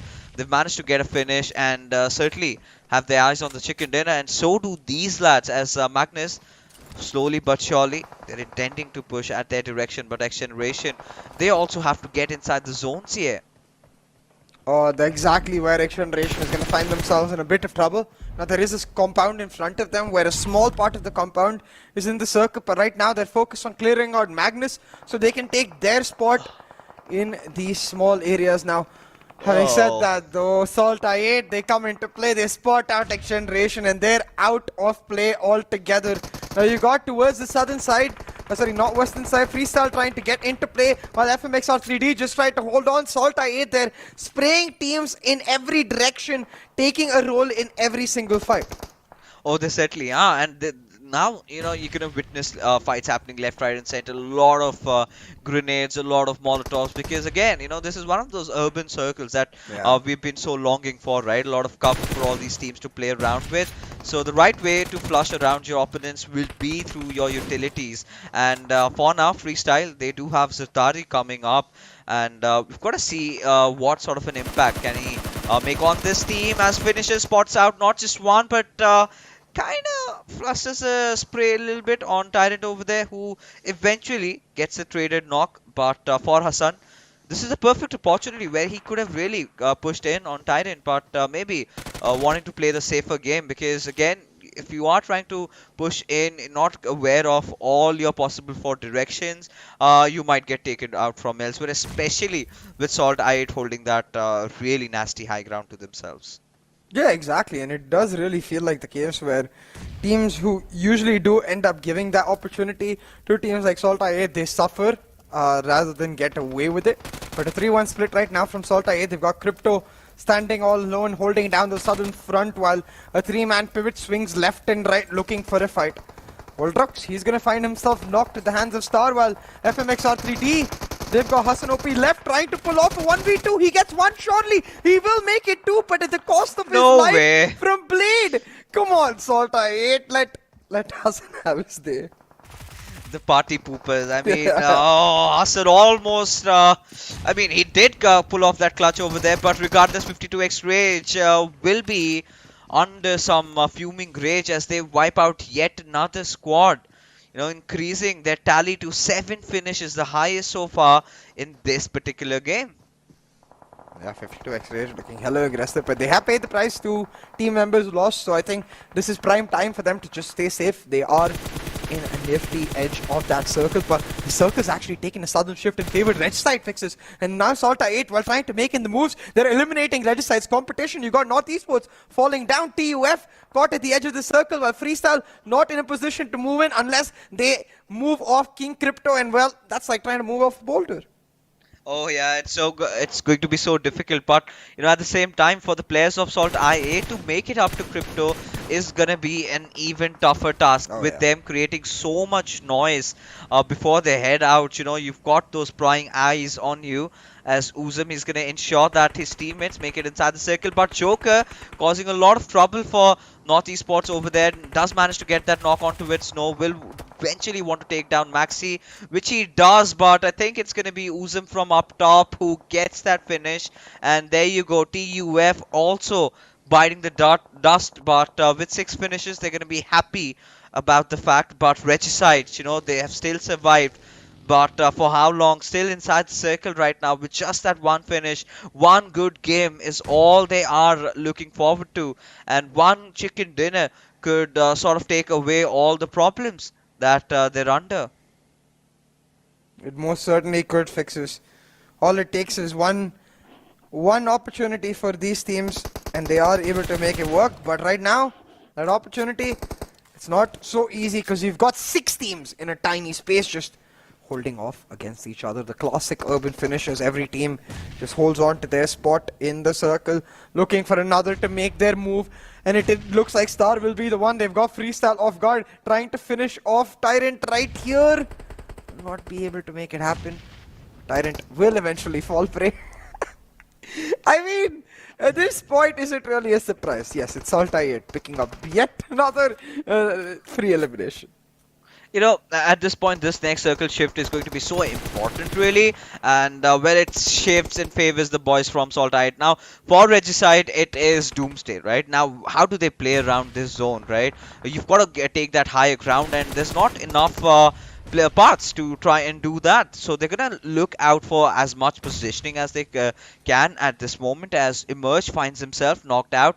As SALTxi8, they're absolutely just dominating the circle, with Reviews now deciding to charge in. Crypto providing that cover fire. Also the same being there from Blade's side, as there you go, Reviews taking his chances.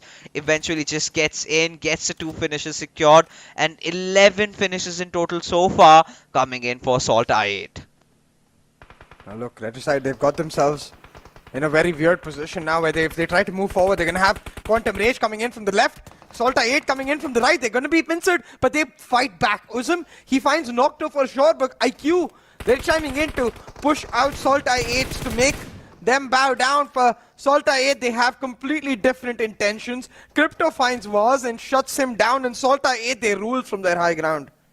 Oh, they certainly are, and this is gonna keep on getting worse if the next circle shift also favors them. With Voltrox's position clearly compromised, King Crypto is gonna be lobbing a grenade from up above, as eventually wanted to look out and figure maybe, you know, take down Sparky also there in that situation. But Voltrox just backing off. It's gonna be interesting as to how they're gonna be approaching this particular situation, as Regicide, you know, survived by their 2 players. How far can they go? How deep can they dig? Because a top 3 finish nonetheless could certainly help their cause, as we do have a team trying to push in at their direction, but Crypto has his eyes set, and Voltrox, the question remains, how long can he keep himself alive in that broken shack there? Eventually just falls down to Reviews and will be finished off. No troubles whatsoever. Comes down to the last surviving player from Team Regicide. I think it's going to be Nocto, I believe, or is it Insane? Yeah. It's Insane, yeah. Oh. Insane just stuck against a small part of that cliff. He's hoping they don't look at him and just kill each other instead, and his wish is so far being granted. As SALTxi8, they try to jump off a cliff, avoiding their death, but instead they find death on the midst of their jump. Just the bullets coming through, but not finishing them off yet. SALTxi8 will be able to hold on to a small part of the circle, but oh my god, Uzum, does he know Insane is here? It seems like he does. Sorry, that was Reviews. Had an idea that a Regicide player was right there, will shut down Insane, and that will be the end of Regicide. But hey, a 4th place finish where most of your competition got eliminated quite early. Not bad once again from Regicide. Yeah, but not a lot of finishes to be, you know, proud of, because you're not gonna get a lot of points there. 8 finishes, and I think 9 points is what they've accrued, as SALTxi8 16. And it's a dominating spree for these lads, as Uzum gets 1 more grenade connected, and they're absolutely bullies inside the lobby. Look at them! You know, Crypto had to be punished for such atrocities out there. You know, jumping as if he does not care, and did take that hefty chunk of damage. But you know, this is it, right? With SALTxi8, you know, having that little bit of cover to play around with, it's not going to be a matter of concern. But Uzum almost surviving by the skin of his teeth over there, as Crypto gets himself back up, as Uzum needs to patch, and so does Crypto. But it's going to be exciting to see if Faster can pull off something out of his magic hat. Oh, he's certainly gonna have to, but looks quite impossible. But hey, Faster, he gets it started, shuts down Sparky, but will get instantly traded out, and that's 50 to X-Rage out of the picture, and not too long for Quantum Rage. An easy chicken dinner picked up for SALTxi8, and it just like gives them high ground, and it is your end. A 19 elimination one. What the heck? Okay, SALTxi8. This is a typical SALTxi8. So this is the ideal SALTxi8 that we are privy to witness. And they did play in all their might and glory over here. The sort of a performance that they showcased, everything was picture perfect, and even the circle in that matter. Because had it shifted a little bit down below, could have been Regicide's game, but it all went down south, and for them at least, because the circle shifted a little bit towards the northern side, giving them that high ground advantage that I think they were holding on from minute 1. Because the circle also did form out around Los Leones. MetershotxSKY really showed some signs of resilience over there, but could not do much against TUF. But SALTxi8 CA, what a dominating finish over there by these lads. And it's just not a single player that you can pick from the lot. It was a whole team effort, right? Everyone just with one purpose only, to get as many finishes. They've got as high as 19 finishes right now. Can they get even higher than that? Of course, really happy about the fact that now I think they've they've equalized the number of chicken dinners with MetershotxSKY. So extra $500 also making them really happy right now. Yeah, 100%. And SALTxi8, man, at this point, like you said, there's not a single player you can look out for, but we'll have all of this analytical discussion after a small break. Go!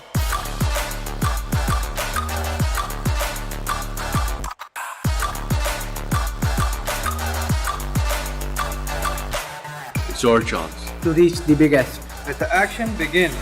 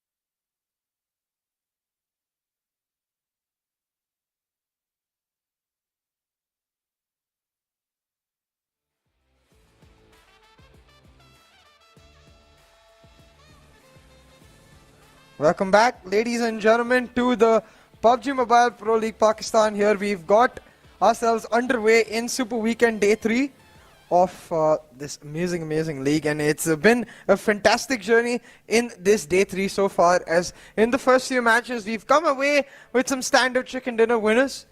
First one picked up by Magnus, not so standard in that, but definitely well deserved, and now one picked up by SALTxi8. But when you look at the real matter of contention, when you look at the real discussion, it lies around that bottom half of the rankings, and that's where I think really we'll have to see if Regicide is able to continue this small run of form. It's not really form just yet, they're just finding their groove almost, and if they'll be able to get full value and unseat XGeneration from the top 16. But back to SALTxi8, we see reviews with 7 eliminations, 7 knocks, picking up the MVP for himself.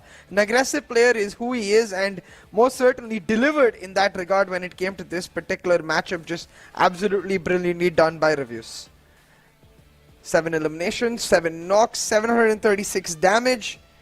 Just picture perfect, I think, a performance that we've seen from reviews and SALTxi8 plenty of times, and it's something that we will all, I'm sure, just eventually start getting used to, because we got 4 days this week, Day 3 of the Super Weekend, followed up by 3 massive days with the Grand Finals coming through. And boy, oh boy, is it going to be an amazing affair. But I think what I'm really excited to witness right now is how these teams do end up just securing their qualification for that top 16 in the first place. But hey, this is why throughout the cast, Fixes and I were heaping praise on SALTxi8, because you can see top 5 players in the lobby has top 4 of SALTxi8 already. We've got 1, 2, and 3 occupied by Reviews, Uzum, and Crypto respectively. Blade is going to be unhappy he doesn't get number 4. His faster is just a little faster to that and is able to make it happen now.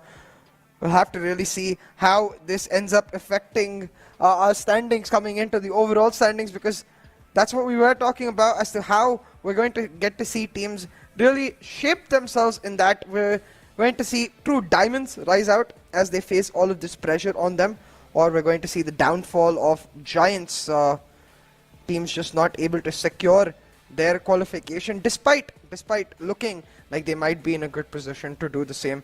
But I think irrespective, one thing that we are especially certain about is that simple fact that for us neutral observers, it's going to be an especially lovely spectacle to witness. We're talking about lovely spectacles. SALTxi8 here coming through with a win. Quantum Rage, they got that second spot, but you can see they barely participated, stuck in that tiny circle with not many options to boot. It left them in a position where they were left a little wanting. Not really a space where they could have expressed themselves the most, but they'll be happy with that second place spot nonetheless. Again, domination by SALTxi8 in that match summary overall. You've got Reviews, Crypto, Blade all picking up one particular stat for themselves, and Reviews, of course, did most of his work for himself. Reviews and with the knocks and eliminations, but Crypto, you can see why we call him King Crypto, with the most damage as usual. Yeah, of course. I mean, what an amazing, phenomenal performance out here. And yeah, I mean, I was kind of really just let down by the fact that, I was looking out for Regicide over here.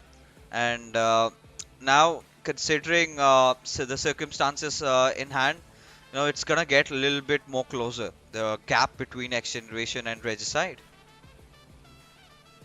Yeah, exactly, and it is really going to be the case where this is going to get that much more interesting. XGeneration with just 2 points, Regicide with 9. I still don't think this should be enough to get XGeneration's position just yet, but I think in regards to that simple fact that where we are getting to see it spice up a lot more than it was before, it's starting to look hella close. Oh, it certainly is. Considering this particular situation at this moment, right? I mean, you've got to expect that the other teams really need to catch up. And, I'm kind of in a situation, it was a really rocky start for a few of the teams out there. And eventually did not, go around as they expected, especially for teams like MetershotxSKY. Yeah, exactly. And I think really something we're getting to witness differently from what we saw in Super Weekend 2 or even days 1 and 2 of the Super Weekend 3 is teams getting caught out in a lot of these moments, causing early fights to erupt. And these urban finishes coming through has made things a lot more interesting, and you can see continuously, man. SALTxi8, as soon as they had that compound, that double compound area where they were in the split, in the circle, they just dominated every single circle going through, heaping tons of damage on teams all throughout. Yeah, I mean, it was quite an interesting situation, right? Especially at this particular point, you knew that you're gonna have that higher ground. This game is pretty much sealed for them as SALTxi8. I mean, of course, what do we say? But 52x Rage, I'm pretty sure they were the ones who really picked up the pace today, and they were the ones who were really getting at the heads of their opponents, getting the job done. But so far, as could not really retain to the numbers that they were holding on to. Yeah, 2.8k damage from SALTxi8. Oh boy, no team even half as close in that regard. Oh my god, this is just total domination all the way through.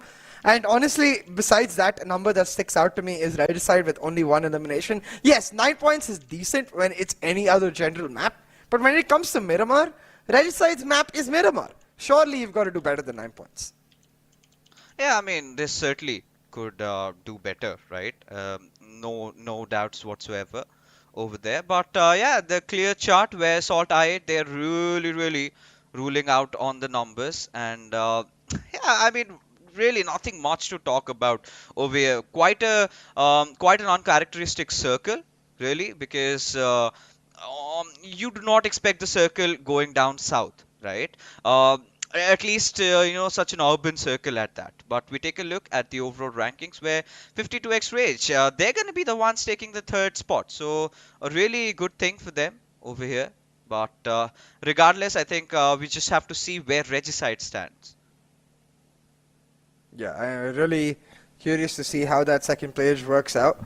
But right now, I think 52x Rage will be very happy. They've got themselves into that third spot for a team that has continuously looked on the edge of the top. You know, it's like a top of the middle of the pack, middle pack teams where they are able to consistently stay above the middle pack teams, but were never able to break into the top till just now. And it's a good sign, most certainly, because this is what they need going into the grand finals. I mean, I do not know what to say over here because, things are getting really tensed up over there. And, for as things stand, Regicide and XGeneration just a few points down under. And we've got to see. We've got to see as to, what really happens. Because I believe few more games remain. And they've got to pick up the pace. 3 more over here, and they've got to pick up the whatever they can do from around here. But let's see what happens. Yep, and it's going to be very, very interesting. 5 points between XGeneration and Regicide fixes. Only 5 points between these teams, and I have a weird feeling it might sway in our next Erangel coming right up. Meanwhile, TMW just not able to make a charge. They've just got 2 points in our last match, and it looks like a lost cause at this point. Still, I feel like Erangel has some hope if they pull off a good performance. But if they disappear in Erangel, surely it's just done and dusted. I guess this match 3 is going to just be do or die. Oh, it certainly will be, right? I mean, for now, Regicide, considering the fact, considering the situation that they find themselves under, it's going to be so exciting to see, who's going to be the one amongst the pack. Is it going to be XGeneration? Is it going to be them?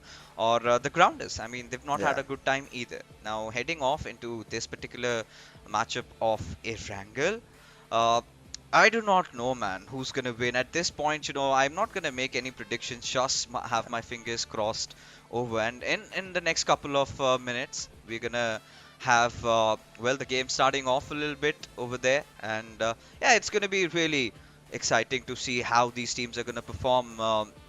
Because starting from tomorrow, we do have the finals. And a little bit of a look at the schedule in front of us as... we do have Erangel, Sanhok, and Erangel. Alright, and yeah, it's going to be Erangel. Let's see how teams perform.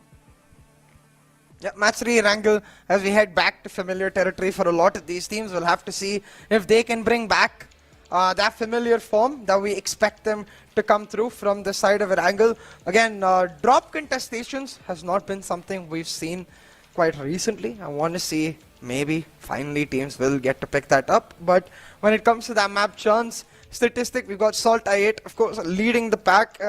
Not a surprise whatsoever, considering the fact that they are the most consistent team that we've had across PMPL Pakistan.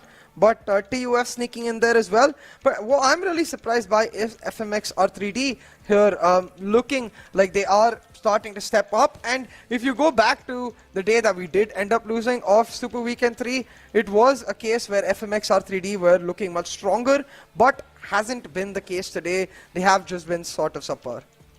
I mean, yeah, at this point, you've got to hope that good things really happen, right? Yeah. Of course, with the circumstances in front of us over here, it's going to be really exciting to see what goes on, because now again tomorrow it's all going down to basics, right? You've got to start off again from ground 1. You've got to start racking up all these points for yourself, and then you move on to the next game. You've got 18 games, enough to make sure that you sort of tend to qualify as we head on. And right now, looking at the screen over here, all the players locked and ready. Let's head into the game and find for ourselves who turns out to be the victor. Match gonna come through. We've got the flight path coming in I believe from the east to the west, just a center-fly path splitting the map in two will provide ease of access to every single team out there. Should be able to get to their respective drop locations quite comfortably. And something I do want to see talking about drop locations is whether Clarity goes back to Georgia Pool or not. Match 1 fixes, we saw them heading over to Ferry Pier, maybe anticipating that south circle, and they had a bit of trouble with their rotations, almost seemed a little confused. So maybe they go back to Georgia Pool just to bring back the comfort of that rotation. Yeah, I mean, at this point, taking a look at how the flight path trajectory really heads on out, of course, you would want to let's find yourself in a really interesting situation. Nothing out of ordinary over here. SALTxi8, they're heading to their own respective direction. We've got Regicide and MetershotxSKY in around Farm and Milta as usual. SALTxi8, well, let's see. I mean, they did go down to military base, but for now, Magnus Esports, yeah, they're gonna have that similar spread. But North Esports, well, let's see. I mean, they've dropped off at their own desired location. Clarity, no changes whatsoever this time. They're going towards Georgia Pool, the entire pack. So understandable, finally, heading to their own drop. But my eyes are kind of looking out if they can have any collisions, but I do not seem to find any. But TmW with a really interesting drop. XGeneration in a bit of trouble right here. Is 420 boy could have been spotted up by Sultana. Doesn't know that Sultana just has the pistol in his hand. Is a fight 420 boy could think about winning, but actually I don't think he's got any weapons. He's just running for it. Oh no.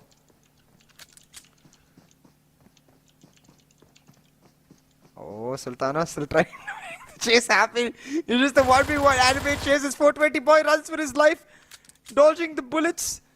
Still holding on. 20 boy will not be able to do so for much longer. And that's the end of 420 boys. Jerry run right there. Will get caught off by Sultana. Should be an easy elimination. Picked up for Team Star. And further trouble for XGeneration in their fight to hold on to their top 16 spot. Yeah, and for now, I do not really know what to tell about in this particular situation, because North Esports at this moment, they find themselves in a really good position. Nothing much to be worrying about. They have qualified, and MetershotxSKY and the Grounders, they're all in their safe haven. But Magnus, I think that little bit of a change over there. But for XGeneration, things are not that merry, as they have to make sure that they get the next 3 games going in according to what they want. So let's see how they perform this time around, because the zone is pretty standard, nothing really that throws us off guard. But well, moving along, I mean, the Grounders, how do you feel about this team heading into the finals here? I really think Grounders are a bit of an up and down team. We've seen some really great performances from them. When you look back to, for example, Superweekend 1, they look like a team that could have been a dark horse coming into finals, but missed out on Superweekend 2, haven't been able to capture that form in Superweekend 3. So certainly seems like right now they're in a bit of a rut, but can they bounce back? That's the question, and we'll have to really see how it does pan out. Right now, teams quite separated in that circle. We've got Magnus continuing their exploration of Pachinki, something we saw in match 1, fix where Cairo went through, and it is going to benefit them because the way the circle is centered around, it's quite likely that Pachinki continues on in the next 2-3 circles, if not even more. Yeah, and at this point, we're going to look at how the zone really gets going. Of course, apologies to the viewers. Had a little bit of a shift in attention. Now I'm completely back in going. Yeah, I mean, we've got Regicide. Let's see. This team, they've got, guns pointed right at their heads. They've got to do everything it is needed from their side to try and get over there. But regardless, let's see what they come up with. But for now, I mean, we're not gonna witness anything else for happening, right? Star, they're pretty much rotating from Severny. They're gonna try and well, maybe they're going back. It's kind of really amusing to see what is going to happen.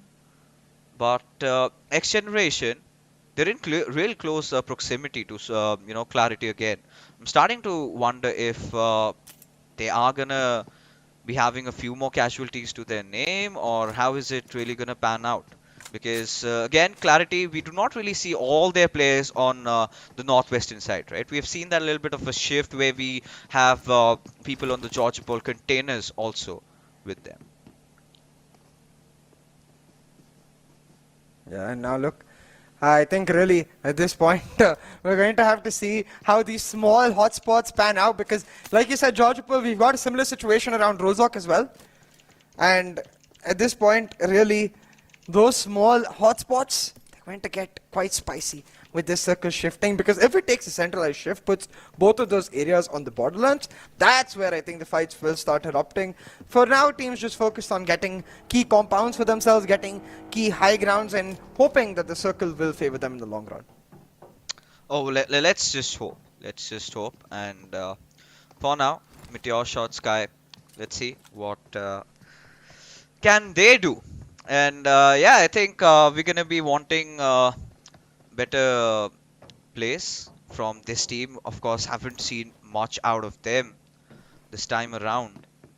But for now, MetershotxSKY, well, again, as we have our attention directed towards QWERTY, Wolverine, Khan, Gravity, and Destroyer, all four of them rotating in unison together, making sure that they kind of get done with them not having any chicken dinners during the super weekends. But let's see. Everyone's sort of eyeing out for the centers here, so that's one thing. We're still waiting for all the fights to really begin.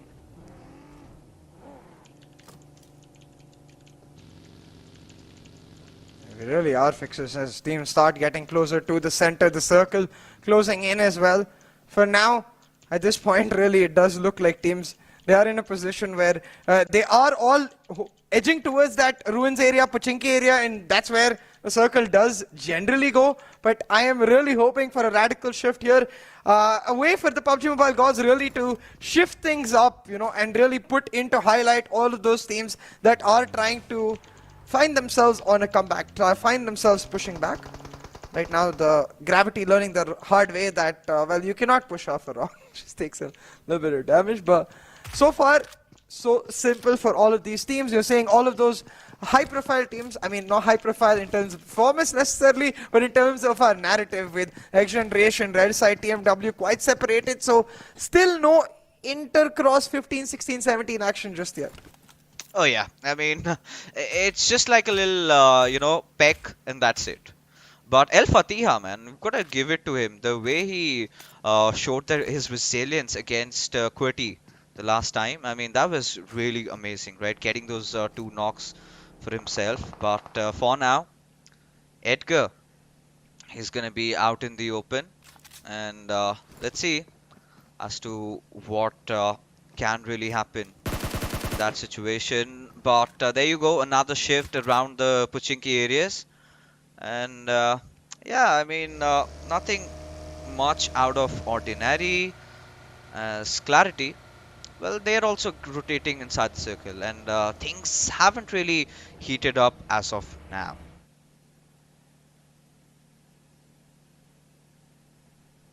And we've got that circle shifted towards the central area, so things aren't going to heat up anytime soon.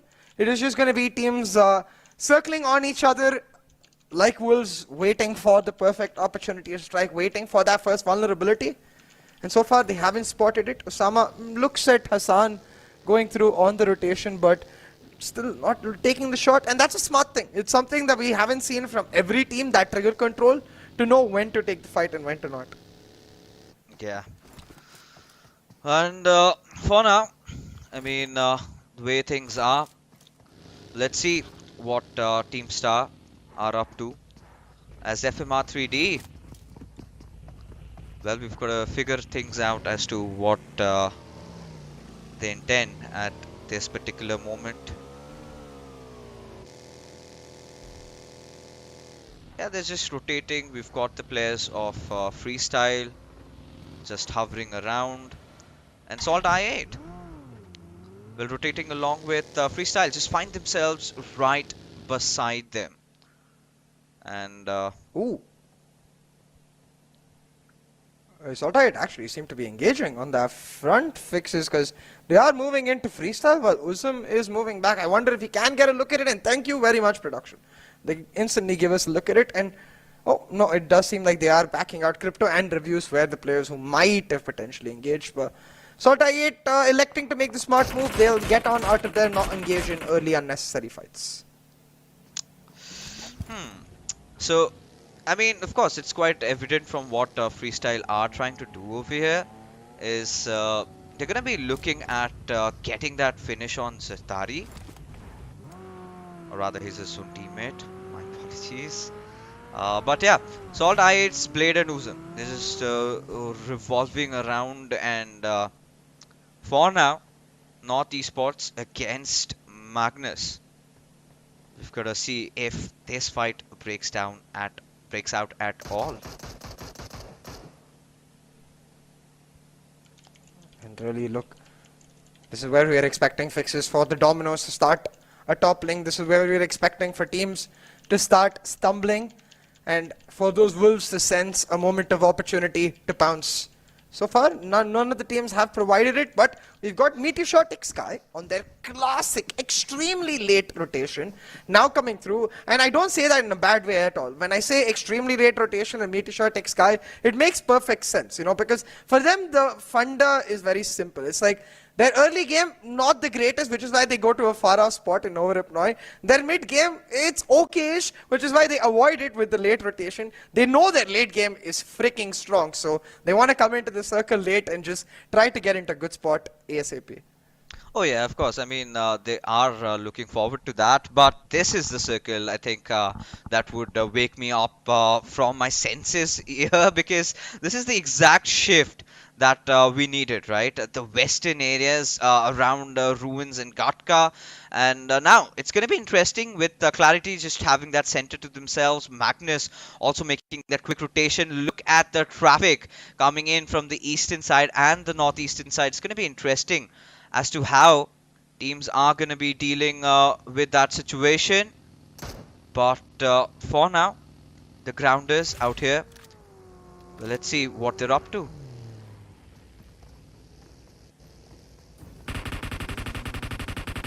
Now with the circle taking a western shift, all these teams caught in a weird situation where they're going to have to try to make the moves.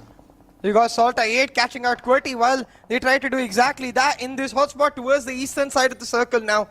SALTxi8 not going to know that Magnus is lurking around in the shadows, but someone seemingly does. Magnus taking a ton of damage. Was that SALTxi8 actually? I guess so. And there you go. Reviews in all his might and glory just advances at their direction as Blade gets the finish on as Uzum, another knock onto its Khan, and it's just barraging grenades out here as Magnus will follow suit. They're also going to join the party, and suddenly it's all lit up over here. Lit up indeed, as Crypto will chime in on that as well. Moment of getting caught off. The winners of our first chicken dinner in Erangel now seemingly caught in the middle of nowhere in a situation that they wanted a third party but got pincered on themselves. Magnus have been eliminated and QWERTY will be made quick work of because SALTxi8, they've got a chicken dinner in the back. They've got that momentum in their car and they are pedal to the metal, refusing to let any team stand in their way. Yeah, and well, at this point, it's going to be interesting because FMxR3D, well, they're just going to back off from here. But MetershotxSKY, oh god. Zameen at this point, Anubis and Finisher making a run for their lives. Not really concerning though, considering the fact that they've still qualified. But we do have Avenger being taken out of picture. It's going to be Sultana who secures it, and Anubis right beside Star. Now that is something that I'm really interested and looking forward to.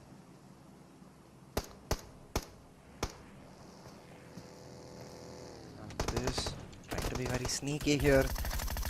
Sparky, he's going to be stuck in a situation where gonna have to wait for his team to make the move, but does exactly that. They're gonna look to slam in on Star potentially here with FMxR3D in the picture as well. It could quickly turn into a massacre if Quantum Rage don't play it properly. Yeah, still just trying to move into the circle, sticking to that open ground. Fixers don't opt for the slam in, and they're gonna leave themselves very vulnerable to this barrage of nades coming in from Star. Oh yeah. And now, you know, Quantum Rage, I do not know if that decision was really wise coming in on that Rage like that. It all accumulated at that same spot. You know, it's going to be Zameen who's just going to be hovering around, and IQ, he falls down as Serious. I do not know if he's got enough time to get that rest back up, but Anubis, he knows a push is coming at his direction. Not the squad that Star really anticipated, but a free kill. They're going to take it with open arms. Now look at this, SALTxi8, they're trying to move in on this too. As MetershotxSKY will try to finish off Quantum Rage. We've got those border fights breaking on in every regard. Then again, Quantum Rage. This is why I was really suspicious of the fact that they were just standing out in the open. It's not something that could ever get them value. They get stuck in that small spot and eventually eliminated. TmwEsports will pick that up, get on the move, as an inevitable end of Quantum Rage's hold there is Star. With Sultana getting knocked out, Emerge having to literally emerge out in the open, gets taken down to just a fraction of his health bar, but oh, did not survive. Almost. Oh. Almost. Yeah. And well, for now, we've got to see as things go on. SALTxi8 continuing their dominating run over here. As for now, I mean, TMW, they find themselves surrounded by the grounders as Kurama gets that first knock. Of course, it's going to be Marlega following suit up. Oh, with a spray, almost did clutch it out. But Sensi2 coming in from the flank, making sure wipes it out, and with that I think the dreams for TMW are finally over, right? I mean, with just 2 games in hand, even if they get 2 massive chicken dinners, I barely think it's enough for them to qualify. No, really, that would be the dream storyline, Texas. See something like that come through. I'll have to see though, because right now you can see teams trying to force the fights to try and get center of that circle. Well, I say teams, it's more like SALTxi8, just continuously taking those fights left, right and center. They've eliminated one team and they've immediately set their sights on 52x Rage. But right now 52x Rage have the high ground advantage, they have the compound advantage, but they don't have the SALTxi8 advantage, so we'll have to see if they can still make it happen. Yeah. And now, you know, considering the kind of high that SALTxi8 are on, I mean, you would eventually wonder that, you know, that they won't be shying away from going in for the push, right? So that has always been their case. But for now, Crypto, he's got his eyes on freestyle. And for now, you know, this is where SALTxi8 might just be in a little bit of a situation, because they're right out in the open and surrounded. Or rather, you know, so many teams passing by. It's going to be really interesting as to what is going to happen next. As Blade does get a knock on Zameen. That's completely random. That's completely elsewhere. As there you go, gets that finish on Maxi as well. As SALTxi8 still continue with their dominating spree. This time already up with 12 finishes here. And look at the zone shift. The zone shift going towards the western side, where you've got XGeneration. XGeneration fixes in the middle of that zone in a perfect spot to, if not get a chicken dinner, at least get an amazing finish with a lot of elimination points to boot. But that's only in theory. They've got to actually make it happen. And look at this. It couldn't be better. They've got Regicide going in right to them. This fight right here could decide the winner, the last position of the grand finals. That 16th spot right here, because you got Regicide moving in aggressively into the circle. They've taken one border to themselves, XGeneration with another, but out in the borderlands you've got Clarity trying to hold down Freestyle, who is stuck in the middle of nowhere, try to get into their vehicles and get out just for them to be sat back down. Oh yeah. And for now, I mean, Clarity, let's see what they're up to with Freestyle. just in a very difficult situation. And Clarity, they've got their own troubles, right? They've got to get inside the circle, and they've got to figure their way out. And for SALTxi8 Crypto, it's going to be interesting as he's going to be firing all the bullets. But for 52x Rage, we've got to see what they're up to, as they managed to get a knock on towards TmwEsports. All the action is towards the eastern side. Team scrambling to get in. Clarity stuck between TUF and FMxR3D with 52x Rage lurking in the shadows. Now 52x Rage, they finish off a part of Clarity, and Freestyle and TUF combine to finish off the rest. Actually, just TUF to finish off the rest.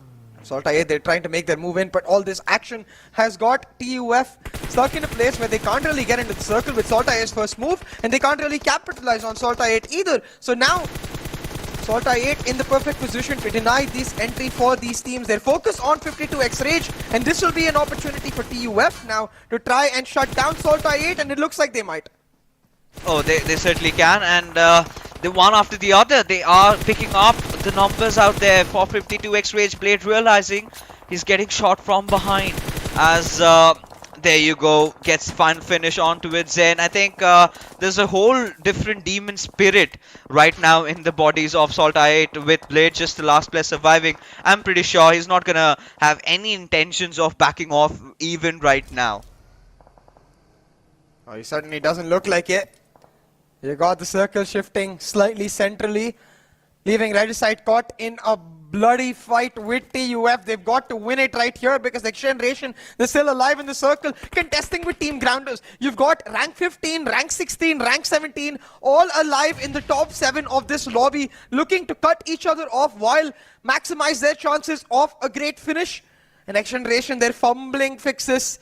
Team Grounders moving in on them for the kill, while Regicide tried to deny TUF this opportunity. Regicide, they've got to make their decisions fast though, because if they stay in this stalemate with TUF for too long, the blue zone will end up being their downfall.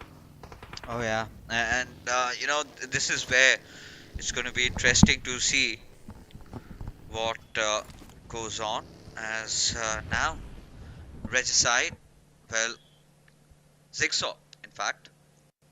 Right in front of him lies the sort of XGeneration. Both Regicide and XGeneration have survived for so long, as Panda, he's going to be lobbing that grenade out here. And Zigsaw, well, let's see. What is he up to? Because all he needs is one good grenade. But Regicide, they are ganging up. They are grouping up. And, you know, this is where my darkest fears can come alive. If Panda or Bashir, anyone just lobs a couple of grenades at Regicide's direction, well, they're done for here. Yeah, it's looking very difficult for Freestyle as well. Fixes TUF spraying them down. They found Black right here, and TUF actually engaging on multiple fronts, downing a player of Team Grounders in Shapatar as well. Regicide though, look at them. They're moving in for the kill. Nocto getting a little aggressive here. It would be a huge fight win if they're able to get it through. Meanwhile, SALTxi8 get eliminated, though with 17 elimination points. They're not ones that are going to be dissatisfied.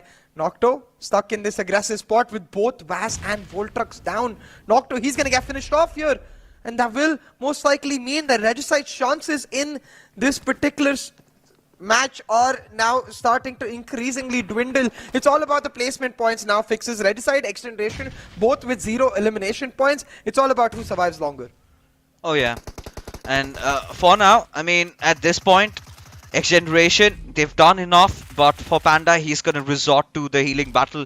The Grounders now, certainly all the teams are lying around the bottom have seemed to have woken up from their senses, as, you know, at this point, a few nades being lobbed here and there. TUF, the only team that is on the tippity top, now Thor, he had his eyes elsewhere. He had his eyes on Regicide, but Nocto managing to get that knock onto it. Zigsaw, another is going to follow up suit, as Sensi too also bites the dust, as Nocto is doing whatever is possible at this point, just sitting inside the vehicle, getting the job for his team. But for how long can he really push it? That's the big question over here.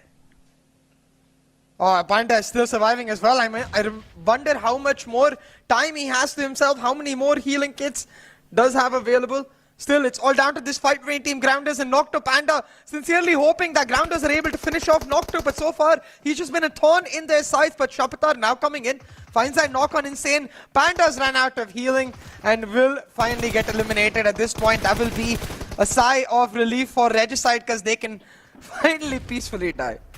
Oh yeah, they certainly can, as Shapatar gets the final finish, as the Grounders, Sensi 2 gets knocked down, as for now, we've got to see if TUF, they've got anything under their sleeves.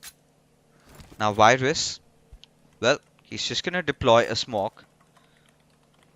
And now, I mean, the circle really favors Regicide also, nothing taken away, but it's just Voltrox surviving. Yeah. And the question is, all he's going to hope is for the Grounders and TUF to start fighting it out and maybe get that second position finish. Because, honestly, Regicide do not have a lot of finishes going along with them. Yeah, and the point gap is 5 between them and XGeneration. And XGeneration, they finished 4th. So, right now, Regicide, they're not going to be able to recover all of those 5 points, which is why getting a second place spot might guarantee that they get into the top 16. Now Kurama spots the car, has an idea that there's a player most likely behind it, but knows he has to be smart about firing on that location, because the moment they tried to go for wall trucks, I thought TUF would pounce, but nope. Grounders make simple work of it, will finish off Regicide and now look to contest against TUF in this 3v4 battle. Honestly, looks quite impossible with TUF controlling the vision as well. TUF controlling the circle at this point. TUF most likely picking up the chicken dinner. Yeah, I think this pretty much looks sealed for them, as there you go, get the final finish and another one in the bag for Team TUF, who have been, sort of this time around, sort of been a little bit silent, a little bit calm, waiting for their time to come, because I believe it was SALTxi8 absolutely dominating the entire lobby this time again.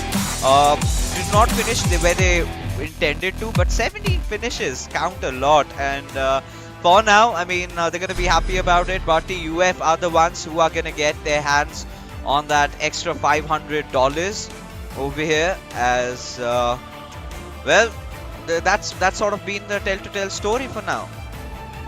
Yeah, we really talked about this at the start of the day with respect to the fact that we're expecting teams to bounce back strong, and also teams in the top half to be able to really show their strength, show up with the statement of what we're going to be seeing in the grand finals. And in that regards, we most certainly had displays of brilliance. SALTxi8 with a dominant chicken dinner in the last match, TUF with one right here.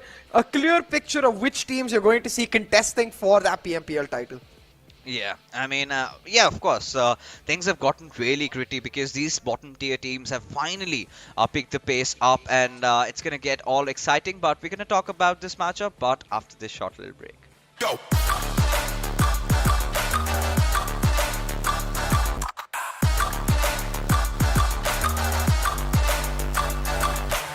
It's your chance to reach the biggest. Let the action begin.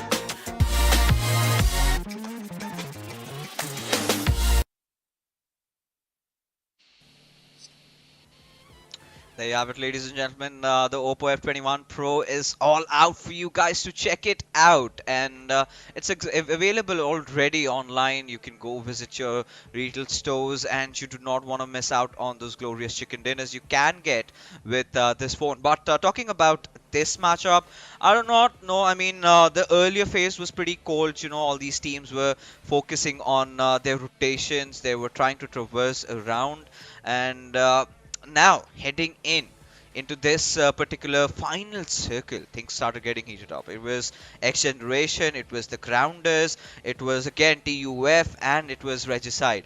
But there's this one thing that keeps on bugging about Regicide. They are starting to feel the heat, right? Yeah. They're not committing. They're not committing for fights that they could have, and as a result, ending up with good position points this game, but not really the desired finish points, which which might bug them a little bit.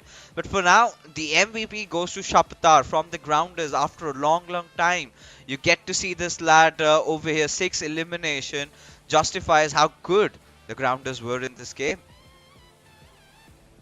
Yeah, 6 eliminations picked up for Shapatar, and I think Grounders with this game really will effectively deny the possibility of both of the teams catching up to them, right? They might drop one spot still from 15th to 16th, but it's quite unlikely that they go below that cutoff, lose the spot in the grand finals just yet, because despite Regicide and XGeneration being so close towards the end of the circle, neither of them picked up many elimination. I think XGeneration got 0 and Regicide got 1. So with these eliminations and the finish that the Grounders did get, they should be able to set themselves apart.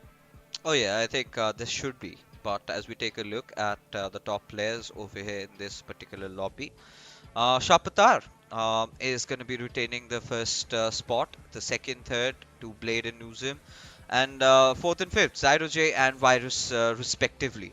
But I think this game was all about, you know, SALTxi8 looking out for any single body that they could find and then just go after them. And then it was, I mean, they were so much engaged in combat that they literally forgot that they could be shot from other possible directions, and which really happened. But for now, I mean, well, at this point, you know, it's all about SALTxi8 carrying forward that winning run, that you know, proving their mettle to the entire audience and everyone who were sort of doubting on their capabilities, which was in the initial very early start. But I think, yeah, a really good respite even for the Grounders as well, you know, because they were also the ones that were struggling a little bit. But yeah, I think 11 elimination is gonna ensure that yes, they have safely qualified for the finals. Now I think this is from where they can start breaking free a little bit. Yeah, exactly. And I wonder if they can continue their form in that regard while breaking free, because fortunately or unfortunately for a lot of teams, we've got grand finals coming up just tomorrow. So they're really going to have to step it up in that regard to get the form going into tomorrow and to find themselves in a good spot competing for those key high positions where the prize pool gets oh so high. But right now, looking at the match summary, we see an even distribution between Grounders and SALTxi8, and really, again, SALTxi8 coming into the picture every single game. It's really a foreboding sign for the rest of this weekend, I feel like, Fixes. Yeah, I mean, yeah, at this point, you know, finally witnessing a few new faces does make us happy. You know, Shapata coming in, Zyro also there, but Blade and Muslim, you know, every single time it's sort of become a regular occurrence for them. You know, every single day they're out here, someone from their squad, be it Blade, Reviews, or maybe King Crypto himself. But yeah, Shapatar making his entry, and then onwards, you know, this is where my only focus is what the overall standings should be about, right? What is that going to be? And it's going to be exciting. But for now, the overall rankings, you know, a little bit of a baby. The match rankings over here, the SALTxi8, 23 points is what they've collected. And this is how high you can get, right? 6 from placement points, they're getting 6 over here, but considering those 17 eliminations, 23 points right at the tippity top, and you've got to give it to SALTxi8. Where are the brakes on them? Is there anybody who's capable enough to stop them? But for XGeneration and Regicide seem to have created a 3 points difference between them and XGeneration. Surely Regicide are on their tails and they're catching up. So the next two games is going to be so crucial for XGeneration, because now the buck stops at them, because it's Regicide who's chasing, but not in a manner that we would have anticipated, you know, going completely safe, right? They're steering away from any possible fights that they can take. They're making it into the final circles. In the past two games, they did. Even in the Erangel before that, they made it really far. But not having enough finishes is really not supporting that survival time that they've accrued for themselves. Yeah, especially when your opposition team is doing the exact same thing. You know, you've got to find a way to set yourselves differently from XGeneration.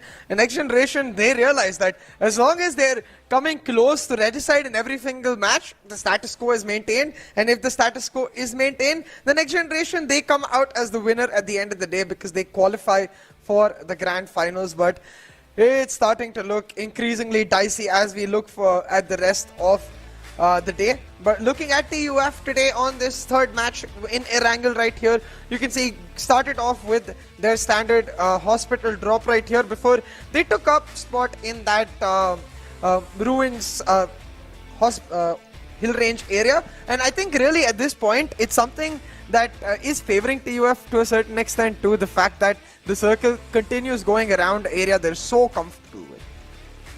Yeah, I mean, for TUF, like we said, right, it's a typical rotation that they implemented this time also. You know, drop off, get your loot done, go directly up the hills, right? That has been their go-to mantra, right? Stay on the hills as long as the circle is, and then they kind of tend to come down.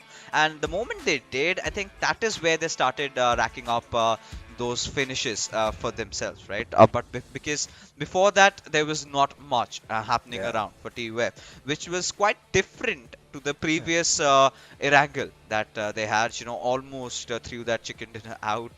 Almost what? They literally threw it and to Magnus. And yeah, I think finally, you know, TUF would be a little bit happy about getting that extra $500, but you know, this is what we did not want to see XGeneration off to such a start. I mean, as we take a look at the Oppo moments, I mean, SALTxi8, they were just all over the place.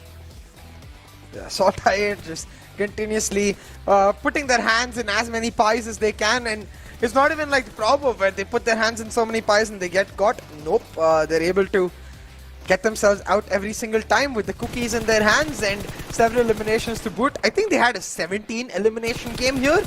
It's ridiculous. Yeah, I mean, that is how good they've been, right? They've been all over the lobby. And considering that eastern traffic that swarmed at them, they had all the occasions to get all the finishes. Like, you know, you could see the players absolutely playing carefree. They were just looking out for any single body that they can really spot out. And, you know, there are those days, right? There are those days when you start feeling yourself. Every shot you tend to hit connects and gets you those crucial eliminations. So this was clearly one of those games for SALTxi8. You know, while all these actions were just happening around, you know, TUF, they were pretty calm, they were pretty silent, you know, they were not paying a lot of attention to anything. But for now, Shapatar, he's just gonna get that finish onto its Nocto and eventually get that finish on Voltrux as well. So yeah, I mean, this is the point where TUF finally started stepping up until the point they get that final finish and the chicken dinner to almost go along with it, and yeah, got themselves those $500 that they were looking out for. Yeah, a comfortable spot right there for TUF, but SALTxi8 yet again dominating in terms of the damage. A lot more closer though this time between the top two, where TUF and Grounders really went out for each other to try and make something happen. But when you go further down the charts, when you look at TMW, 0 finishes, bottom 5, I think that's the end of the story for them right here with this match. I doubt they're going to recover over 60 points or so. I think they're going to have to, within 2 matches, we're talking about 15 plus elimination chicken dinners to make that happen. Yeah, I think at this point, SALTxi8, look at them. The graph, like you just said, right? It's just beyond. But for now, I mean, the good thing that the silver lining we can take from this particular matchup is, yes, XGeneration, Regicide, they're all picking, even the grounders, they've all picked up those important position points. But I think now is the moment that we were all waiting for, the overall rankings. Yeah. So of course, SALTxi8 far ahead of the competition, 540 points. This is absurd. This Yeah. should never happen. Look at the elimination numbers on them, Jeez. CA 272. Are you kidding me? Oh, that's all I ate for you. Ladies and gentlemen, just absolutely ridiculous, as you said. No team anywhere in any way close to them, with the sole exception of number of chicken dinners, which MetershotxSKY have, but that's where it ends. SALTxi8 are the kings of PMPL Pakistan, and will most likely end up being in the grand finals, though we might, big might see a difference. But the real might today fixes is on this second page. Regicide, 2 points. Within 2 points of XGeneration, man. Oh yeah, and I really have this feeling in my gut that it's gonna come down to that 1 point difference, maybe both the points tied up, because hey, see, the next game is in Sanhok, and it's one of the most unexpected maps to look Yeah. out for, and we really do not know what's gonna happen. Maybe that could be the icebreaker between these two teams. Maybe one of them kind of tends to perform better than the other. But for now, FMR3D, I did not really see that coming. They've been dropped down to the 15th spot. Yeah. Wow. I mean, still, I mean, not much to worry about, CA, because I Yeah. really feel that they've made the cut. 198 points with XGeneration and Regicide almost like 30 points below them with 2 games to go. But still, that's something that's not you. That's something that you would not want to see, especially with a team like FMR3D. Yeah, we expect them to inherently be in the top half, trying to compete with the likes of SALTxi8, trying to compete with the likes of QWERTY, trying to somehow find a way to find the momentum against these top teams, but instead they're left to relegated towards the bottom of the table, where, yeah, like you said, very unlikely they get in trouble, because the way today has unfolded, we are getting to see a lot more of the standard teams pick up chicken dinners, and only if XGeneration, Regicide each pick up a massive chicken dinner, then maybe they come under threat. So it's not going to happen. But Yeah. we'll see. I think 2 points of difference between XGeneration and Regicide. It's one for the money, really. I have no idea where it's going to go. I'm curious where the chat thinks it's going to go. Which team is going to be able to find its form? Because today, I will say Regicide has looked better than XGeneration. Yeah, they certainly have, at this point, nothing taken away from them as we head on towards Sanhok and then move on towards Erangel. So the final 2 games remaining, ladies and gentlemen. So it's gonna get really, really hungry and feisty as it is going to be Sanhok. So yeah, of course, a few essentials of Sanhok. Make sure you're around the center. Make sure you've got good covers, and make sure you watch out for all the reptiles around you, as none of the teams that we really want to win this game are over here in the top 5 in terms of the Yeah. predictions, right? In terms of how their performances have been in the past. So yeah, it's going to be interesting. But again, Sanhok is a map that you cannot get into the unknown, and there's this little excitement because this kind of changes everything, right? Even for SALTxi8, it makes life hell for them. Yeah. Because it is a match, it's a map that punishes you if you are even a little bit complacent about your surroundings. You do not, pay attention to that, and that happens really fast. And so, yeah, of course, these teams again, they would not care for anything in this world. They're gonna look out, search for any bodies that they can go for. But I think this is the point where we come down to having that concept of dropping at your favorite teammates drop location, so as they say. So I think that could particularly happen. Some unwanted drop clashes happening between the teams, some unfinished rivalries being finished over here at the moment where it matters. We've got to see XGeneration and Regicide, ladies and gentlemen. how are they gonna withstand this challenge? Right now, just a standard flyby coming through from the extreme north of the map, heading on towards the southwestern side, and we immediately seeing teams fan out. Now, recently we haven't seen that contest between MetershotxSKY and 52X Rage on Paradise Resort, and it looks like it is going to continue with 52X Rage opting to go towards the Mongnai Camp Bravo area, leaving Paradise Resort for MetershotxSKY. I wonder why though. They always won that interaction. Yeah, I mean, they've sort of won, but again, taking casualties early on and all that, that kind of comes down to the fact that they are trying to steer off. So, heading off to Mongnai and then them really feeling happy about it. But this particular circle is clearly gonna favor Team Regicide of the lot, because look at how XGeneration have landed, CA. Two at Kampong, one at Camp Bravo, and the other one just beside Mongnai. And I really do not know how it works out. Oh, I completely get it now. They're going for the healing battle. We have kind of eliminated this prospect of a healing battle in a map of Sanhok, especially in a region like Pakistan.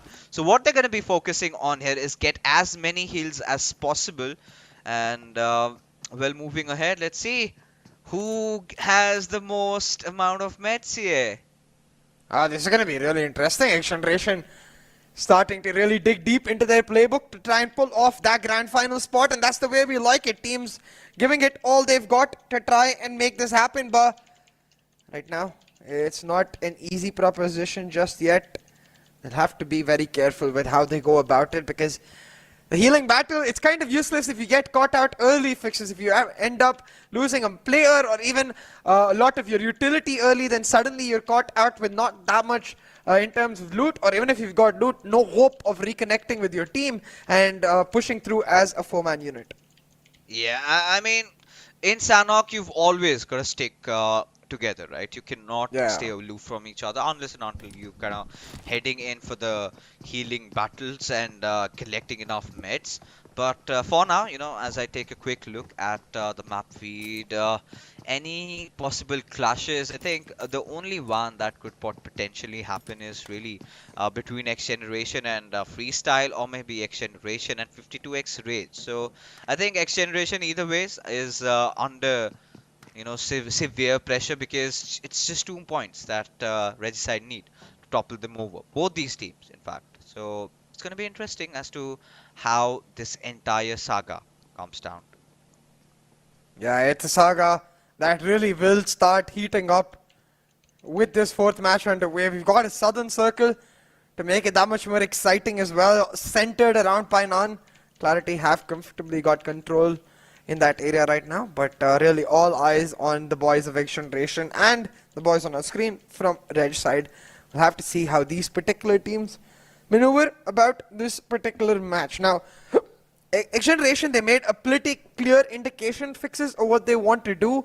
Red side, they're in a great part of the circle, have the potential to gatekeep players coming through from the Camp Alpha Island while staying central to the circle altogether, and try and capture in the later parts of those circles those small compounds along the bridges, really. And that's where I think Regicide should be able to get themselves a good finish. Now they'll just be hoping that somehow XGeneration get caught by another team's rotations.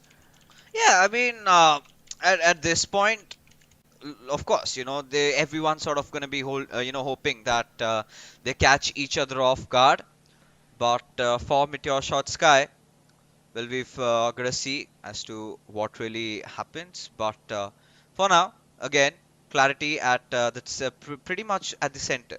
But from what I've really seen from my tryst with the circle games, I'm pretty sure it's gonna go down south, right? Somewhere where enclosed within under it. So it's gonna be interesting, of course, if a circle takes any other shift, barring that. But FMR3D, they're gonna move from the edges around bootcamp, not really, causing trouble for any of the teams, because now, I mean, bootcamp is still either way is vacant. But yeah, FMR3D could be walking to their own deaths, because I could see the players of QWERTY around them as Quantum Rage. They're just waiting inside their compounds, waiting for clarity to show up. Look at this. Clarity, though, they're trying to still maneuver it quite simply. They've got one player on the high ground, two players right below, ready to make their move. 420 boy trying to be the scout for his team. But on the other hand, you've got QWERTY leaving their boot camp area to get into ruins, maybe take those smaller compounds along the shoreline and find themselves in a spot where they could spray some damage on any other team moving in from the mainland into the camp Charlie Island. But right now, I think teams, they're just focused on getting themselves that small area of control, get themselves some shacks for themselves, and that's where no action gonna erupt just yet, but I'm looking at XGeneration's rotations fixes. You got Bashir and JD now moving along the highway, likely gonna join their teammates in Kampong. Now Freestyle is based off of right there, could try to hold them down, but hold on for a second, we've got a fight breaking out already as QWERTY spot out FMxR3D, they've already picked up 2 knocks. Oh, they certainly have, and you know, this is what we were really concerned about, right? And now they've got that perfect opportunity to even try and push as a finisher. There's no chance that he could get to their 2 teammates because, again, you know, being a little aloof from each other, they wanted to take covers behind those trees, and even Pika knows there's no point even trying to remain secure because a finisher, either ways he comes out, he's gonna get taken down anyways. As Gravity is just gonna try and push, as Anubis wanting to make a run for his life will get caught by Gravity as the final player surviving finisher. I think his position has completely been compromised. It's just matter of seconds when Team QWERTY decide to push in tandem and finish him up.